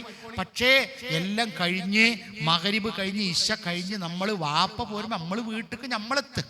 നമ്മളെ ഭാര്യ ഉണ്ടാവും അവിടെ, നമ്മളെ കുട്ടികളുണ്ടാവും അവിടെ, 3 മക്കളുണ്ടാവും. ആ കുട്ടിനോട് ചോദിച്ച ഇജ്ജിപ്പോ എത്രയ്ക്കാ ജയിച്ചത്? ബാപ്പ എന്താണ് ഇങ്ങക്ക് വല്ല അന്തമുണ്ടോ? ഞാൻ കൊല്ലം 7ാം ക്ലാസ് കഴിഞ്ഞു. ഇജ്ജ് കഴിഞ്ഞോ? അപ്പൊ ഇജ്ജ് അത് അടുത്ത 7 കഴിഞ്ഞാൽ വാപ്പ 8ക്കല്ലേ? ഇങ്ങക്ക് എന്താ തലാ തുമ്പ വല വാല. ഇഞ്ച TC വേണേ അതിന് ഉമ്മ വാങ്ങിക്കോളും. ബാപ്പ മറ്റോളെ ചേർക്കണ്ടേ, അത് ഉമ്മ ചേർത്തോളും. അല്ല അവിടെ മീറ്റിങ്ങിനുണ്ടേ, അത് ഉമ്മ പോയിക്കോളും. മറ്റേ ഇത് അത് ഉമ്മ കൊടുത്തോളും. ഞമ്മക്കെന്താ പണി? നമ്മൾ റോഡിൻ്റെ അകത്ത് കുത്തിർക്കുക. അത് നമ്മളവിടെ എത്തി കുറച്ച് നേരം എന്താ മക്കൾ പഠിക്കുന്നുണ്ടോ വായിക്കുന്നുണ്ടോ ഒക്കെ നോക്കുക. ഉപ്പ നിങ്ങളെ മരുന്ന് കഴിഞ്ഞിട്ടുണ്ടോ? ഉമ്മ നിങ്ങൾക്ക് എന്തെങ്കിലും അത്യാവശ്യം ഉണ്ടോ? അപ്പൊ ഉമ്മ പറയാടാ ഇച്ച ഒരീസം ഒന്ന് വിരുന്ന് പോണം ഇഞ്ച കുടിക്ക്, എന്നാ ഞാൻ ആക്കിത്തരാം. അത് ഞങ്ങൾ പറയണമെങ്കിൽ ഇവിടെ ഒന്ന് കുത്തിർക്കണ്ടേ? ആരോടത് പറയാ? അപ്പൊ നമ്മൾ ഇരുന്ന് ഉമ്മാന്റെ ആവശ്യങ്ങൾ വാപ്പാന്റെ ആവശ്യങ്ങൾ അങ്ങനെ ഒരു 9 മണി 9:15 വരെ നമ്മൾ ഒന്നിച്ചിരുന്ന് ഭക്ഷണം. നമ്മളെ വീട്ടിലത് വേണം. ഇത് അതൊന്നുമില്ലാതെ നമ്മൾ അതിൽ ഇതിൽ അരഞ്ഞു തിരിഞ്ഞ് ഒന്നാണ്ട് പോയി അവിടുന്ന് ഇങ്ങോട്ട് പോയി അവിടെ റോട്ടിൻ്റെ അകത്ത് കുത്തിർന്ന്. അപ്പോൾ പിന്നെ എളാപ്പ ചോദിച്ചു ഇജ്ജ് കുടിക്കോളില്ലേ? ഞാൻ പോയിക്കോണ്ട്, നിങ്ങൾ തൽക്കാലം പോയിക്കോളി. അത് കേട്ടപ്പോൾ മൂപ്പർക്ക് മനസ്സിലായി ഇനി അവനോട് ചോദിച്ചണ്ട. അത് കഴിഞ്ഞ് മൂത്താപ്പ പറഞ്ഞു ഇജ്ജ് പോണില്ലേ? ഞാൻ പോയിക്കോളാം മൂത്താപ്പ, അച്ഛ കുറച്ചുകൂടി ഒരു ഇതുണ്ട്. അപ്പൊ മറ്റോലൊക്കെ ചിരിച്ചു, ചങ്ങായിമാരൊക്കെ ചിരിച്ചേ. ഏതേപ്പം മൂപ്പർക്ക് എത്താ വീഴം, ഇവർക്ക് ആകെ നിക്കരിച്ച് ആഹ്റം കുഞ്ചിക്കുവാനയക്കണം എന്നൊക്കെ കണ്ട് ഡയലോഗ് അടിച്ച് മൂപ്പര് പോയി. പിന്നെ നമ്മളെ വല്യാപ്പ ഉണ്ടല്ലോ, ആ തിരിയണ ലൈറ്റൊക്കെ ഉള്ള SI മൂപ്പരാണല്ലോ നമ്മളെ വല്യാപ്പ. മൂപ്പര് വന്നാലേ നമ്മൾ നീച്ചു വരുള്ളൂ. അതെന്തിനാ മൂപ്പര് വരുമ്പോ നമ്മൾ നീച്ചണേ? മൂപ്പര് വരുമ്പോ തന്നെ നമ്മൾ നീച്ചണേ? അവിടെ കുത്തിർന്നൂടെ നമുക്ക്? മൂപ്പര് നീച്ചു പായു. എന്തിനാണ് അതിന് കാത്തിക്കണേ? ഈ അദബുള്ള നമ്മളെ വാപ്പിയും മൂത്താപ്പിയൊക്കെ വരുമ്പോ നമ്മൾ വീട്ടിൽ ഇങ്ങോട്ട് പോരുക. വീട്ടിൽ നമ്മൾ വന്ന് വീട്ടിലെ കാര്യങ്ങളിലൊക്കെ എന്നിട്ട് നമ്മളൊരു 10 മിനിറ്റ് നേരത്തെ നമ്മൾ കിടക്കും. അപ്പൊ ഭാര്യ നമ്മളോട് കുറച്ച് കാര്യങ്ങളൊക്കെ പറയാണ്ട് ഭാര്യ നമ്മളോട് ചോദിക്കും, അല്ലേ? എന്താ പോലും ചോദിച്ചാ, കാക്കോ നാളെ നിങ്ങളെ എടുക്കാ പോണേ? ഇച്ച് നാളെ എന്നെ എടുത്താ പണി. അപ്പൊ ചായക്ക് കടി വേണോ? കടി വേണം. എത്ര കടി ഉണ്ടാക്കുക? ഈ ചെത്തേലൊക്കെ ഉണ്ടായിക്കോ, അല്ലേ? അല്ലാതെ നമ്മൾ റോട്ടിന്റെ അകത്തുനിന്ന് കുത്തർന്ന് 11 മണിയാവുമ്പോ ചെല്ലാണ്. 11 മണിക്ക് ചെന്ന് കോളിംബെല്ലാം അടിച്ച് ഓല് ഉണന്ന് എല്ലാവരും ഉണന്ന് പാത്രം ഒരിടലിട്ട് അതുകൊണ്ട് പെരയിലെ എല്ലാവരും ഉണന്ന് ഉറങ്ങിയോലൊക്കെ ഉണന്ന്. നമ്മളെ പിരാന്തേ, നമ്മളെ പേരല്ലേ ആധാരം, നമ്മളെ പേരിലല്ലേ. കുട്ടികളൊക്കെ ഉറങ്ങിയോ? അവിടെ പോയി ആ ലൈറ്റ് ഇട്ട് ഞങ്ങളൊക്കെ ഉറങ്ങിയോ എന്നൊക്കെ ചോദിച്ച് ആകെപ്പാടൊരലമ്പാക്കി കുട്ടികളൊക്കെ പറയും, ഈ ബാപ്പി ഒന്ന് മരിച്ചു പോയാൽ മതിയായിരുന്നു. നമുക്കൊക്കെ ചിലതൊക്കെ പറ്റണം. അങ്ങനെയൊക്കെ തന്നെ ഒരു അദബ് വേണം. നേരത്തെ വീട്ടിലെത്തി വീട്ടുകാരെ സംരക്ഷിക്കേണ്ടവനാ ഞാൻ. ബാപ്പാൻ ആശുപത്രി കൊണ്ടോണ്ടാ ഞാൻ. എൻ്റെ പെണ്ണുങ്ങൾക്ക് നേരത്തെ എത്തിയാൽ ഓക്ക് നേരത്തെ പാത്രം കേക്കിയിട്ട് ഓക്ക് കിടക്കുക. എൻ്റെ അമ്മ എന്നെ കാത്തു കുത്തിർക്കും. ആ അമ്മാനെ തോനെ ഇരുത്തിക്കൂടാ. അമ്മ 4 മണിക്ക് തഹജ്ജുദിന് നീച്ച അമ്മയാണ്, അതുകൊണ്ട് എനിക്ക് നേരത്തെ തോനെ ഇരുത്തിക്കൂടാ. അങ്ങനെയൊക്കെ ഒരു നല്ല സമീപനം വെച്ചു പുലർത്തുന്ന നാടായതുകൊണ്ടാണ് ഞാൻ ഇങ്ങനെ ഒരു വാലുണ്ട് പറഞ്ഞപ്പോൾ ഏറ്റത്. അപ്പോ നമ്മൾക്കൊരു പരീക്ഷണം എന്ന് റബ്ബി റഹംഹുമാ കമാ റബ്ബയാനി സ്വഗീറ, ചെറുപ്പത്തിൽ ഞങ്ങളെയൊക്കെ വളർത്തിയതുപോലെ അല്ലാഹുവേ മാതാപിതാക്കൾക്ക് നീ കരുണ നൽകടേ. നമുക്കങ്ങനെ പ്രാർത്ഥിക്കാൻ തോന്നണം. പ്രിയപ്പെട്ടവരെ, വാപ്പാരൊക്കെ പോകുമ്പോഴാണ് നമുക്ക് അതിൻ്റെ വില അറിയട്ടോ. വാപ്പയൊക്കെ ഉണ്ടാവുമ്പോൾ നമുക്ക് അതിൻ്റെ വില തോന്നാറില്ല. ഞങ്ങളൊക്കെ അനുഭവിക്കണം. അമ്മ ഇന്നലെ മിഞ്ഞാന്നൊന്ന് വിരുന്നും പോയപ്പോൾ ആ റൂം മൊത്തം ശൂന്യമായപ്പോൾ ഞാൻ ഭാര്യനോട് പറഞ്ഞു, പേടിയാകുകയാണെന്ന്. കാരണം എന്തൊക്കെയോ നമുക്ക് ആരൊക്കെയോ നഷ്ടപ്പെട്ടു പോയതുപോലെ. അതുകൊണ്ട് നമ്മളെല്ലാവരോടും പറയാണ്, വാപ്പയൊക്കെ ജീവിച്ചിരിക്കുമ്പോൾ വാപ്പാൻ്റെ അടുത്തൊക്കെ ഇരുന്ന് കുറേ കഥകൾ നമ്മൾ കേൾക്കണം. ചിലപ്പോൾ വാപ്പാരൊക്കെ എവിടെയെങ്കിലുമൊക്കെ പോയ കഥ അപ്പൊ നമ്മള് അപ്പൊ തുടങ്ങുഞ്ഞ ദുബായിന്റെ കഥ പറഞ്ഞോട്ടടോ, അയാൾ പറയട്ടെ. അയാൾ കരിച്ചാൻ വയ്ക്കണ മലയിൽ കൂടി പറയട്ടെ, കേൾക്കണം.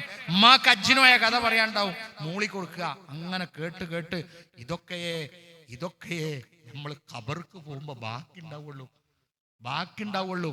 നമ്മക്ക് എന്തെങ്കിലുമൊക്കെ പറ്റിയാൽ, ഞാൻ പറയണത് നിങ്ങളോട് അങ്ങനെ കുറ്റം പറയല്ല, നമ്മളിങ്ങനെ പാറി നടന്ന് പെരക്കാരെ ഒഴിവാക്കി നടന്ന് ഞമ്മക്ക് എന്തെങ്കിലും പറ്റിയെന്ന് പറഞ്ഞേ ആശുപത്രിയിൽ എത്തിയാല് അവിടെ ഞാൻ 3.5 കൊല്ലം ബാപ്പന്റെ ആവശ്യങ്ങൾക്ക് വേണ്ടി മൗലാന ഹോസ്പിറ്റലിൽ ഉണ്ടായിട്ടുണ്ട്.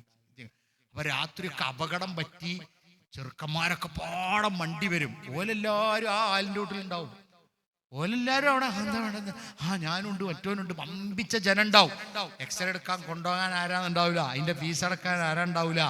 അവസാനം രക്തത്തിന്റെ ആളുകൾ, അതായത് ചോര വരും, തറവാട്ട് പേരുള്ള ആൾക്കാർ വന്നിറങ്ങി ഓല് ഡൊയർന്ന് ഒരു കെട്ടെടുത്തിട്ട് അവിടെ എത്താ ഓൻ്റെ എന്താ ഇനിയും ആവശ്യമുള്ളത്. അപ്പോൾ ഓൻ്റെ എടുത്തിട്ടില്ല, എക്സ്റേ എടുത്തിട്ടില്ല, സ്കാൻ ചെയ്യണം, അതൊന്നും ആരും വരാത്തോണ്ടൊന്നും ചെയ്തില്ല. നമ്മളെല്ലാവരും ഉണ്ടാവും വിചാരിച്ചൂലേ, നമ്മളെ ചോരയാണ് അവസാനം ഉണ്ടാകുക. എല്ലാവരും ഉണ്ട് എന്നുള്ളത് ശരി തന്നെ, ആർക്കും വിട്ടുപോയിട്ടൊന്നുമില്ല. ചങ്ങാതിമാരൊക്കെ വേണ്ട തന്നെയാണ്. പക്ഷേ നമ്മളെ അടുക്കേണ്ട നേരത്തുണ്ടല്ലോ നമ്മളെ ചോരയാ പ്രവർത്തിക്കുക, നമ്മളെ അടുത്തവരാ വരിക. ഓല് വേണ്ട കാര്യം ബാക്കിയുള്ളവരൊക്കെ നമുക്കുണ്ടാവും. അതുകൊണ്ട് എന്താ പറഞ്ഞറിയോ, അവനാൻ്റെ കുടുംബക്കാരെയും ബാപ്പാരെയും ഉമ്മാനെയും പെണ്ണുങ്ങളെയും കുട്ടികളെയും ഒക്കെ കൂട്ടിപ്പിടിച്ചുകൊണ്ട് ചങ്ങായിമാരായിട്ട് നമുക്ക് ലോക്യം വേണം. വെറും ചങ്ങാതിമാര് എന്ന് പറഞ്ഞ് ഫ്രണ്ട്സ് എന്ന് പറഞ്ഞ് ഒഴിവായ. റസൂലുള്ളാഹി സ്വല്ലല്ലാഹു അലൈഹി വസല്ലം പറഞ്ഞില്ലേ, ഖിയാമത്ത് എപ്പോഴാ റസൂലേ ഉണ്ടാകുക? ചെറുക്കന്മാര് ഇമ്മ പറഞ്ഞത് കേൾക്കൂല, ഭാര്യ പറഞ്ഞത് കേൾക്കണ കാലം വരുമ്പോ ഖിയാമത്ത് ഉണ്ടാവും. എന്താണാ പറഞ്ഞത്? ഇമ്മാന്ന് പറഞ്ഞാൽ കുറച്ച് കഴിയുമ്പോൾ അത്തും വിത്തും ഒക്കെ പോകും. ആർക്കും പോകടാൻ. ഉമ്മാക്ക് 70-ാമത്തെ വയസ്സിലല്ലേ അത്തും വിത്തും പോയത്, ഞമ്മക്കൊക്കെ 50-ാമത്തെ വയസ്സ് തന്നെ പോകും. ഉമ്മാന്റെ മുട്ടുംകാലിന് വേദന തുടങ്ങിയ 68-ാമത്തെ വയസ്സിലല്ലേ. നമുക്ക് ഇപ്പം തന്നെ മുട്ടുംകാലുകൊണ്ട് പള്ളിക്കത്തെ കസേരയിൽ എത്രങ്ങാനും ആളാ കുത്തിരിക്കണ വയസ്സായാലൊന്നല്ല, മുട്ടുംകാലുകൊണ്ട് വെജാത്തോലും ഊര് വെജാത്തോലും ഒക്കെ ചെറുപ്പക്കാരും ഒക്കെ ഉണ്ട്. അപ്പോൾ ആ ഉമ്മനെ ഉമ്മ നിങ്ങൾക്ക് എന്താ ആവശ്യം, ഭാര്യനോടും ആവശ്യം ചോദിക്കുക, ഉമ്മാനോടും ചോദിക്കുക, രണ്ടാളതും ചെയ്തു കൊടുക്കുക.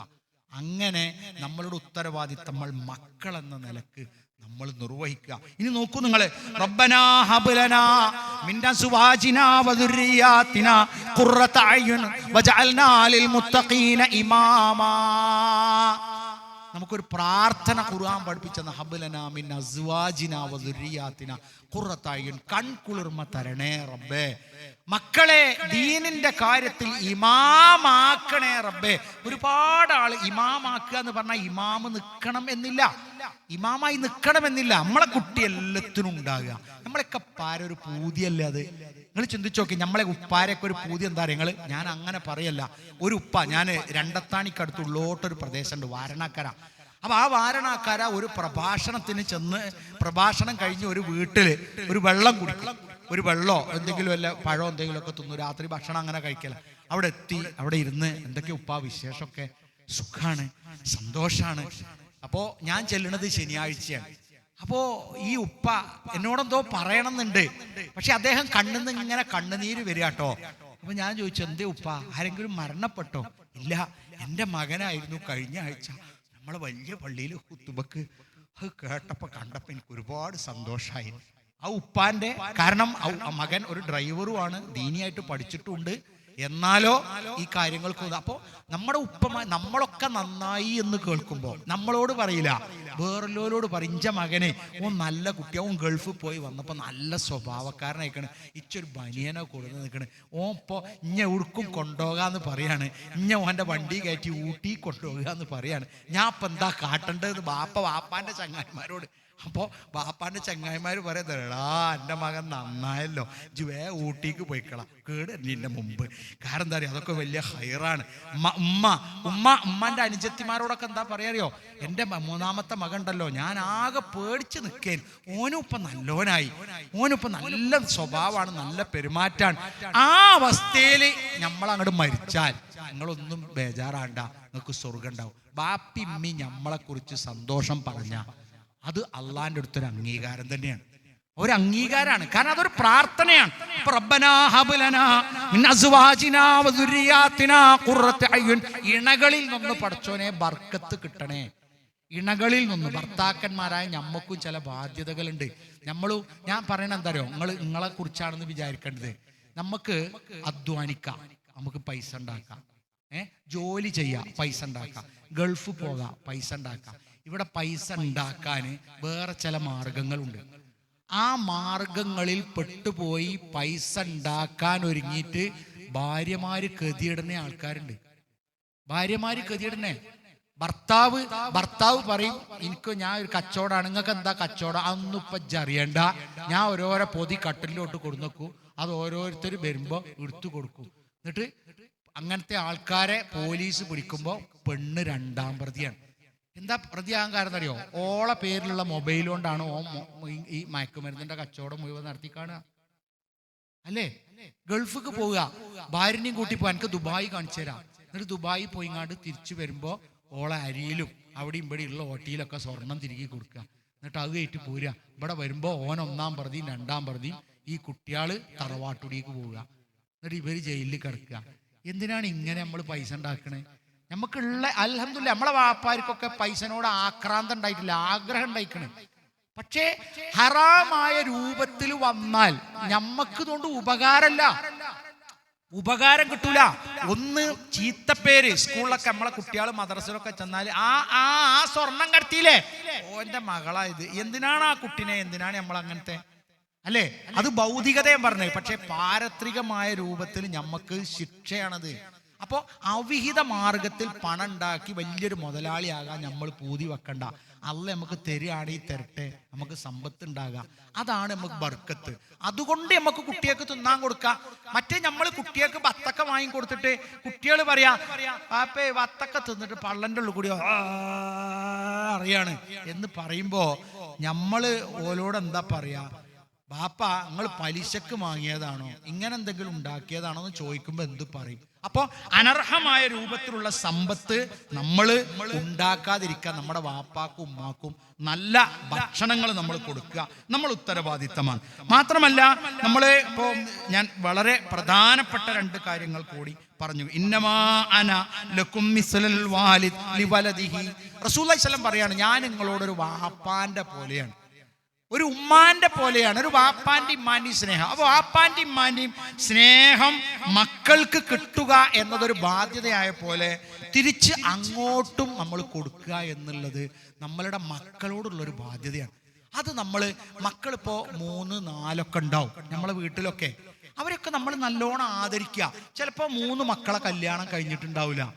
അപ്പോൾ നമ്മൾ കയറി വരുമ്പോൾ പിന്നെ 3 മക്കൾ പെരയിൽ ഇങ്ങനെ നിറഞ്ഞു കുത്തിരിക്കുകയാണ്. അയറ്റപ്പോൾ എത്താപ്പ കാട്ടണേ, ഒന്നും ഇപ്പം പറഞ്ഞിട്ട് കാര്യമില്ല. എന്താപ്പോ ഹൈറ്റ് ഉണങ്ങി അവസാനം ഒരു പെൺകുട്ടി എന്താ ചെയ്തറിയോ, ആങ്ങളുടെ പാൻറ്റും കുപ്പായോ ഓള് എടുത്തു, എന്നിട്ട് രാത്രി പെരയിന്നിറങ്ങി, എന്നിട്ട് വളവട്ടണം പുഴയിൻ്റെ പാലത്തമ്മ വന്ന് താഴത്തേക്ക് ചാടി ആത്മഹത്യ ചെയ്തു. എന്താ കാരണം അറിയോ? ഓളെ കല്യാണം കഴിയാഞ്ഞിട്ടല്ല, കല്യാണം കഴിയാത്തത് പെരക്കാര് പറഞ്ഞ് ഓക്ക് വല്ലാതെ മനസ്സിൽ ഇതൊരു സങ്കടമായി. ആ കുട്ടി അങ്ങനെ ചെയ്തു. അപ്പോൾ ഇങ്ങനെ ഓനൊരു മൊയന്തനാണ്, ഓളൊരു മൊയന്തത്തിയാണ്. ഒരിക്കലും നമ്മളെ മക്കളെ നമ്മളങ്ങനെ ആക്ഷേപിക്കരുത്. അവർ ചിലപ്പോൾ ഭയങ്കര ബുദ്ധിമാണ്ടാവും. എനിക്കറിയുന്നൊരു ഇരട്ടക്കുട്ടികളായ ഒരുത്തൻ അതിബുദ്ധിമാനാണ്. അപ്പൊ സ്കൂളിലൊക്കെ പഠിക്കുമ്പോ അധ്യാപിക ഇജ്ജെന്താ ഒപ്പം പെറ്റതാണെങ്കിലും അതിന്റെ ഒരു ലക്ഷണവും കാണില്ല റിട്ടൊപ്പനോട്. അപ്പൊ ഇവൻ എന്ത് ചെയ്തു, കുറെയൊക്കെ അങ്ങനെ ജീവിച്ച് മറ്റോൻ വലിയ മാശക്കായി. മറ്റോൻ പൊട്ടൻ അറിഞ്ഞില്ലേ, മേമ്പെടുന്ന ഒരു പാസ്പോർട്ടൊക്കെ എടുത്ത് ഗൾഫിൽ പോയി. ഇപ്പോൾ എൻ്റെ പള്ളിയും തൊള്ളിയൊക്കെ കാണണം. പടച്ച റബ്ബേ, അവൻ്റെ കുപ്പായൊക്കെ കണ്ട ഇവൻ്റെ ഒപ്പം ജനിച്ച മാസം ഒന്നുമല്ല, അങ്ങനെ വെറുങ്ങലിച്ച് കുത്തിറക്കണം കാണാം. മറ്റവനെല്ലാവരും ആദരിച്ചിന് ബഹുമാനിച്ചിന്. ഓൻ കുറേ പൈസയൊക്കെ ഉണ്ടാക്കി വന്ന് നമ്മൾ വിചാരിച്ച മൊയന്തൻ വലിയ ആളായി, നമ്മൾ വിചാരിച്ച ഭയങ്കര ഓനുണ്ട് നിലവിൽ. അപ്പം നമ്മൾ ആരും എന്ത് ചെയ്യരുത്, അങ്ങനെ വിലയിരുത്തരുത്. എല്ലാവരും നമ്മളെ മക്കളാണ്. അത് ആൺകുട്ടിയായാലും ചിലത് കറുത്തിട്ടേക്കാരം, ചിലത് വെളുത്തിട്ടേക്കാരം. കറുത്തവും വെളുത്തവും ഒന്നും നമ്മളെന്ത് ചെയ്യണ്ട, വേറിരിക്കണ്ട. അതൊക്കെ നമുക്കുള്ളതാണ്. അപ്പൊ മക്കളെ നമ്മൾ നല്ല വഴിക്ക് പറഞ്ഞേക്കുക. അതോടൊപ്പം ഈ വളർന്നു വരുന്ന കുട്ടികൾ, ഞാൻ ഒരിക്കൽ നമ്മളെ ഒരു സൈക്യാട്രിസ്റ്റ് ഉണ്ട്, അദ്ദേഹത്തിൻ്റെ അടുക്കൽ പോയി. അപ്പോൾ അദ്ദേഹത്തിൻ്റെ അടുക്കൽ പോയത് ഒരാവശ്യത്തിന് വേണ്ടി, ഒരു സർട്ടിഫിക്കറ്റിന് വേണ്ടിയായിരുന്നു. അപ്പോൾ അവിടെ ചെന്നപ്പോൾ അദ്ദേഹം കുട്ടികൾ സ്കൂളിലെ കോളേജിലൊക്കെ പഠിക്കുന്ന കുട്ടികളുണ്ട്, അവരെങ്ങനെ വിളിച്ചു വരുത്തിയിട്ട് പഠനത്തിൽ പിന്നോക്കം പോയ കുട്ടികൾ, അങ്ങനത്തെ കുട്ടികളെയൊക്കെ പ്രേമത്തിൽ പെട്ടുപോയ കുട്ടികൾ ഒക്കെയാണ്. അപ്പൊ ഇവരെങ്ങനെ പറഞ്ഞ് നിരന്തരമായിട്ട് പറയാം, നീ നല്ല കുട്ടിയാണ്, തിന്മല്ല, നീ നല്ല കുട്ടിയാണ്, തിന്മയില്ല, നീ നല്ല കുട്ടിയാണ്, തിന്മല്ല, നീ നല്ല കുട്ടിയാണ്, തിന്മല്ല എന്നൊക്കെ പറഞ്ഞിട്ട് ഇങ്ങനെ പറഞ്ഞിങ്ങോട്ട് മടുപ്പിച്ചുമ്പോൾ കുട്ടി ഉറങ്ങും. അപ്പൊ ഞാൻ അദ്ദേഹത്തോട് ചോദിച്ചു, നിങ്ങൾ എന്താണ് ഇങ്ങനെ ചെയ്യണത്? അപ്പൊ അദ്ദേഹം പറഞ്ഞു, പറഞ്ഞ് കേട്ടിട്ട് ഉളുപ്പ് വരണം, അപ്പോഴുള്ളത് സ്വീകരിക്കാം. നമ്മൾ പറയില്ല 100 വട്ടം എന്നോട് പറഞ്ഞു പോരാ, 101ാമത്തെ വട്ടങ്ങൾ ഞങ്ങളോട് പറയണം. നല്ല കുട്ടിയാണ് മോനെ, കോളേജിലും സ്കൂളിലും പോയിട്ട് മനുഷ്യനെ വഷളാക്കാൻ നിൽക്കരുത്, അവിടെ പ്രേമിച്ചു ഇവിടെ പാളി ഒക്കി പറഞ്ഞിട്ട് ഇങ്ങോട്ട് വരരുതേ, നല്ല കുട്ടിയാണെന്നാച്ചു പോയിക്കോ, കരുതി പോയിക്കോ, അസ്സലാമു അലൈക്കും. ബാപ്പ എന്നും എന്തിനാ ഞങ്ങളിത് സുബൈ നേരം വെളുത്താത് പറയും. ഞാൻ ഇന്നും ബജ്ജത്ത് ഓതിക്കണേ, എന്നും ഓതലുണ്ട്. അതേമാതിരി എന്നോട് ഓതാൾ പെൺകുട്ടിനോടും പറയാം. നമ്മൾ നോൽമ്പറക്കായിരുന്നു, മകൻ അവിടെ ഉണ്ടായിരുന്നു, മകൾ ഇവിടെ ഉണ്ടായിരുന്നു. അപ്പൊ നമ്മളെന്താ നോൽമ്പറക്ക 5 മിനിറ്റ് മുമ്പ് കുത്തിർക്കും, നമ്മളൊക്കെ അങ്ങനെ ഇരിക്കും. പടച്ച റബ്ബേ, ഒരു തെറിച്ച മകണ്ട്, ഓനാണ് ഈ കുത്തിരിക്കണത്, റബ്ബേ ഓനെ നന്നാക്കണേ. അപ്പൊ ഓന് പഠിച്ചോനെ ആമീൻ. പിന്നെ ഓന് നന്നാണ്ടേ, നമ്മളെ മകൾ അവിടെ ഉണ്ടാവും. പടച്ചോനെ നേരം വെളുത്താ തുണിയും കുപ്പായം മാറ്റി പോവുകയാണ്, എവിടുക്കാണ് പോണതെന്ന് അറിയില്ല. പടച്ച റബ്ബേ, ദീനൊക്കെ വിട്ടിട്ട് മോശമായി വരാതിരിക്കാൻ പടച്ച റബ്ബേ എൻ്റെ മകക്ക് നീ തൗഫീക്ക് കൊടുക്കണേ. ഉറക്കാണ് ദ്വാരക്ക, അയലോക്കാരും കൂടി കേട്ടോട്ടെ. അപ്പൊ എന്ത് ചെയ്യുന്നറിയോ, ഓളും പറയാ മീൻ. ഓള് കോളേജിൽ പോയിട്ട് എന്താ പറയാറിയോ, എടിയേ എൻ്റെ അമ്മ ദ്വാർന്ന് ഒഴിഞ്ഞ് വിട്ടതാണ്, എൻ്റെ മാതിരി ഇങ്ങനെ കുത്തിറക്കാൻ പറ്റൂല, എൻ്റെ അമ്മ എന്നും ദ്വാർക്കും. അങ്ങനെ നമ്മൾ പറഞ്ഞ് എന്നും നേരം വെളുത്താ അതൊക്കെ പറയാം. ഞാൻ എൻ്റെ മക്കളോട് അങ്ങനെ തന്നെ പറയലാണ്. നമ്മളൊക്കെ അങ്ങനെ തന്നെയാണ്. മോളെ വഷളാക്കരുത്, ദീനിയായ ജീവിതം നയിക്കണം കേട്ടോ. വേറെ ഏതെങ്കിലും വരലും അവിടെയും ഇവിടെയും ഫോൺ ബോൾ വിളിച്ചാൽ അയക്ക് പാളിയൊക്കാൻ പോകരുത് കേട്ടോ. എവിടെയെങ്കിലും ബസ് സ്റ്റോപ്പിൽ നിന്നുങ്ങാണ്ട് തോനെ നിൽക്കുകയാണെങ്കിൽ KSRTC കജ്ജാട്ടിക്ക് കയറിക്കോ, ബസ് തരാം. അങ്ങനെ എന്നും പറയുമ്പോഴേ ഓല തലയിൽ ഇത് കയറുള്ളൂ. അല്ലാതെ ഒരിക്ക പറഞ്ഞു തരിയൊന്നും കയറൂല. അങ്ങനെ ബാപ്പാരും മരിഞ്ഞും ഉണ്ടാകുന്നാലും പറ്റൂല. മാത്രമല്ല വെക്കേഷനിലൊക്കെ ഇപ്പൊ നമ്മളെ കുട്ടികൾ പറഞ്ഞില്ലേ ക്ലാസ് ഉണ്ട്. അപ്പൊ ആ ക്ലാസ്സിന് നമ്മള് കുടിയെന്ന് പറഞ്ഞയച്ചിട്ട് കാര്യമില്ല. നമ്മളെ മകനെ ലാൻഡ് ഫോണിക്ക് മെസ്സേജ് അയച്ച മാതിരിയേക്കാണ്. ലാൻഡ് ഫോണിക്ക് ഇവിടുന്ന് അയച്ചിക്കണ്, അവിടേക്കോട് എത്തിയിട്ടില്ല. അവിടുന്ന് അവൻ പോരും. ചേട്ടാ ഞാൻ മോറൽ സ്കൂളിന് പോരുകയാണ്. ഇവിടെ ഒന്ന് നോക്കിയാൽ ഓനെ കാണൂല. നിങ്ങളെ നാട്ടിലല്ല കേട്ടോ പറഞ്ഞത്. അപ്പോൾ ബൈക്കിന് ഇറക്കി കൊടുക്കുക. എവിടെ നടക്കല് നിങ്ങളെ ക്ലാസ്സൊക്കെ? എവിടെ? മദ്രസയിലോ? അപ്പോൾ ഇവിടെ ഇറക്കി കൊടുക്കുക. അതുകൊണ്ട് വേണമെങ്കിൽ ഗേറ്റ് കൂടി പൂട്ടിയാൽ, എന്നിട്ട് ഇവിടെ ഇറക്കി കൊടുത്ത് അതിൻ്റെ ഉള്ളിലേക്കാക്കി കൊടുക്കുക. എന്നാൽ ഞങ്ങളവിടെ കുത്തിർക്കും. സ്കൂളിന്റെ മുമ്പിൽ ഇറക്കിയിട്ടില്ലാത്തത്ര കുട്ടികളുടെ നിങ്ങൾ പ്രസന്റ് എടുക്കുമ്പോ പെൺകുട്ടിനെയും ഇവിടെ കൊടുന്ന് വാപ്പ ഇറക്കിയിട്ട് അതിന്റെ ഉള്ളിൽ ആക്കിയിട്ട് നിങ്ങൾ പൊയ്ക്കോളി. എന്നിട്ട് ഒരു 12:30 1 മണിയാവുമ്പോ നിങ്ങൾ കൂട്ടാൻ വന്നില്ലെങ്കിൽ ഒരു കുടിക്കെത്തിക്കോളും. ഇങ്ങനെ കേട്ട് അതിനൊരു ഗ്യാങ് ഉണ്ടാവും. അതാണ് അതിൽ പ്രത്യേകത. ഒരു 10-25 കുട്ടികളുടെ ഗ്യാങ് ഉണ്ടാവും. ഓൽക്കൊരു വാട്സപ്പ് ഗ്രൂപ്പ് ഉണ്ടാവും. അതിൽക്കൂടി ഇങ്ങനെ നല്ല കാര്യങ്ങൾ കേട്ട് പഠിച്ച് ആ ഗ്യാങ്ങിലൂടെയാണ് ഞാൻ നേരത്തെ പറഞ്ഞ പോലെ ഓല മത്സരങ്ങൾ, ക്വിസ് പ്രോഗ്രാമുകളൊക്കെ ഇങ്ങനെ കേട്ട് നമ്മളുടെ കുട്ടി ആ ഒരു വലയത്തിൻ്റെ ഉള്ളിലാവും. ആ വലയത്തിൻ്റെ ഉള്ളിലായാൽ പിന്നെ പുറത്തേക്ക് പോകില്ല. അതുകൊണ്ടാണ് ഈ മോറൽ സ്കൂളുകളും റിലീജിയസ് സ്കൂളും ഒക്കെ MSM നടത്തുമ്പോൾ അതിലൂടെ ഇപ്പം ഞാനൊക്കെ തന്നെ അങ്ങനെ വളർന്നു വന്നതാ എന്ന് പറഞ്ഞാൽ ഒരു പ്രഭാതത്തിൽ പ്രഭാഷകനായി മാറിയൊന്നുമല്ല. ഈ MSM കൂടി ബാലവേദി മുതൽ തുടങ്ങി. അന്ന് ബാലകൗതുകമൊക്കെ ഉണ്ട്. അങ്ങനെ ഒരിക്കലും നമ്മളെ പിറകുക്ക് നിൽക്കാൻ ഈ സംഘടന അയക്കൂല. ഓരോ ഉത്തരവാദിത്തങ്ങൾ ഇങ്ങനെ തന്നുകൊണ്ടിരിക്കും. അങ്ങനെ നമ്മളുടെ കുട്ടികളെ വളർത്തി വലുതാക്കിയിട്ടാണ് ഈ ISMകാരായവരുണ്ടായത്. അപ്പോൾ അടുത്തൊരു MSMകാരായി ഉണ്ടാകുന്നത് ആ മോറൽ സ്കൂളിലേക്കുള്ളതാണ്. ഉമ്മ മോറൽ സ്കൂളിൻ്റെ അന്ന് പാത്രം മോറാനാക്കരുത്, ഓളെ മോറൽക്ക് എത്തിക്കുക, ആൺകുട്ടികളെ എത്തിക്കുക. അവർ പിന്നെന്താ അറിയോ, ഇപ്പോൾ നാളൊരു സ്ഥലത്ത് ചെന്നപ്പോൾ പറഞ്ഞു, ഞാൻ ചോദിച്ചു ഈ മോറൽ സ്കൂളിന് വരുന്നവർക്ക് നിങ്ങൾ എന്താ കൊടുക്കുക? ഒരു പൊറാട്ടി കോഴിക്കറി. എന്നാ ഓല് വരുന്നതാണ്. അപ്പോൾ പ്രസിഡന്റും സെക്രട്ടറിയും ഒക്കെ ഇവിടെ ഉണ്ടല്ലോ. ഒരു പൊറാട്ടി ഒരു കോഴിൻ്റെ കണ്ടൊക്കെ കൊടുത്താൽ വെറുതെ ആവില്ല. ഓലും തന്നെ ഇങ്ങനെ വന്ന് ആവിട്ട് കുത്തിറക്കാവല് വരൂല. ചോദിച്ചു എന്താ ഉള്ളത്? ഇനിയിപ്പോൾ പൊറാട്ടൻ്റെ എഴുതി വരണ്ട കേട്ടോ, അതുപോലെ തീരുമാനിച്ചോ ഇല്ലേന്നൊന്നും എനിക്കറിയില്ല. എന്തെങ്കിലും ഒരു സമൂസയും ചായെങ്കിലും നിങ്ങൾ കൊടുക്കുന്നുണ്ടാവും. അത് വെറുതെ ആവില്ല. കുട്ടികളാണ്. ഓല് വന്ന് നോമ്പ് തുറക്കുമ്പോഴൊക്കെ പള്ളിക്ക് എന്തോ ഒരു തിരക്കാ. ഓല വരിയിൽ വത്തക്കല്ലായിട്ടാ അല്ല, അതൊരു ഹരമാണ്. എന്തെങ്കിലും ഒന്ന് തിന്നാൻ കിട്ടുക എന്നുള്ളത്. അപ്പൊ അങ്ങനെയൊക്കെ അൽഹംദുലില്ലാ നിങ്ങൾക്ക് നിങ്ങളുടെ ബാധ്യത നിർവഹിക്കാനാകും. ഞാനൊരു പ്രഭാഷണം നടത്താൻ വേണ്ടി വന്നതല്ല. ഈ കുട്ടികൾ എന്നെ വിളിച്ചു. അപ്പം ഞാൻ സാധാരണ കുറച്ചൊക്കെ പ്രായമായതുകൊണ്ട് കാറൊക്കെ എടുത്താൽ പോരല്ലേ, ഞാൻ ഇന്ന് ബൈക്ക് എടുത്താൽ പോകുന്നത്. കാരണം ISM MSM വിളിച്ചാണ്. ഓൾക്ക് ഈ മൈക്കിനുള്ള കായ് കൊടുക്കാൻ ഓൾക്ക് തികയും. വണ്ടിക്കൂലി ഒന്നും ഞങ്ങൾക്ക് ആർക്കും തരണ്ട, ഓല് നന്നായാൽ മതി. ആ ഒരു സന്തോഷത്തിലാണ് പോന്നിട്ടുള്ളത്. അള്ളാഹു എല്ലാവർക്കും MSMൻ്റെ കുട്ടികൾക്കും ISMൻ്റെ ഭാരവാഹികൾക്കും അതോടൊപ്പം തന്നെ ഇതിനൊക്കെ ഒപ്പം നിൽക്കണേ പള്ളി ഭാരവാഹികൾ ഞങ്ങളെ സമ്മതിച്ചു കേട്ടോ. മറ്റെന്താ അറിയോ, ഈ നേരത്തെ ISMമാർ പരിപാടി ഈ ലോകസഭ ഇലക്ഷൻ്റെ അടുത്തൊരു ബാഗ് പോയാണേ അവിടുന്ന് അറിയില്ലേ. പക്ഷെ നിങ്ങൾ അങ്ങനത്തെ ആൾക്കാരല്ല.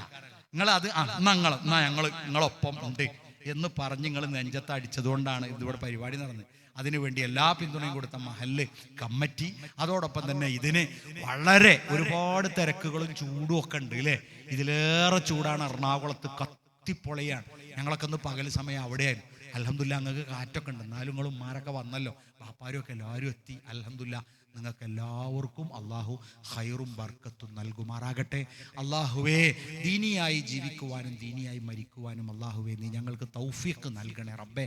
മരിച്ചുപോയ മാതാപിതാക്കൾക്കും കൂട്ടുകുടുംബാംഗങ്ങൾക്കും സഹോദരി സഹോദരന്മാർക്കും അള്ളാഹുവേ നീ സ്വർഗം നൽകി അനുഗ്രഹിക്കണേ റബ്ബേ. അള്ളാഹുവേ വിദ്യാഭ്യാസത്തിന് എന്ന പേരിൽ പുറത്തിറങ്ങിപ്പോകുന്ന കുട്ടികൾ ദീനുമായി തിരിച്ചു വരാൻ അള്ളാഹുവേ നീ അവർക്ക് ഭാഗ്യം നൽകണേ റബ്ബേ. അപകടം സംഭവിക്കാതെ അള്ളാഹുവേ വിപത്തിലൊന്നും പെടാതെ അവരുടെ ജീവിതത്തിനും ജീവനും അല്ലാഹുവേ നീ രക്ഷ നൽകണേ റബ്ബേ. അല്ലാഹുമ്മ ഗഫൂർ ലിൽ മുഅ്മിനീന വൽ മുസ്ലിമീന വൽ മുസ്ലിമാത് അല്ലാഹു യംലു വൽ അംവാത് ഇന്നക മുജീബു ദഅവാതി യാ ഖാദിൽ ഹജാത് വ ആഖിറു ദഅവാന അൽഹംദുലില്ലാഹി റബ്ബിൽ ആലമീൻ. അസ്സലാമു അലൈക്കും വറഹ്മത്തുള്ളാഹി വബറകാതുഹു.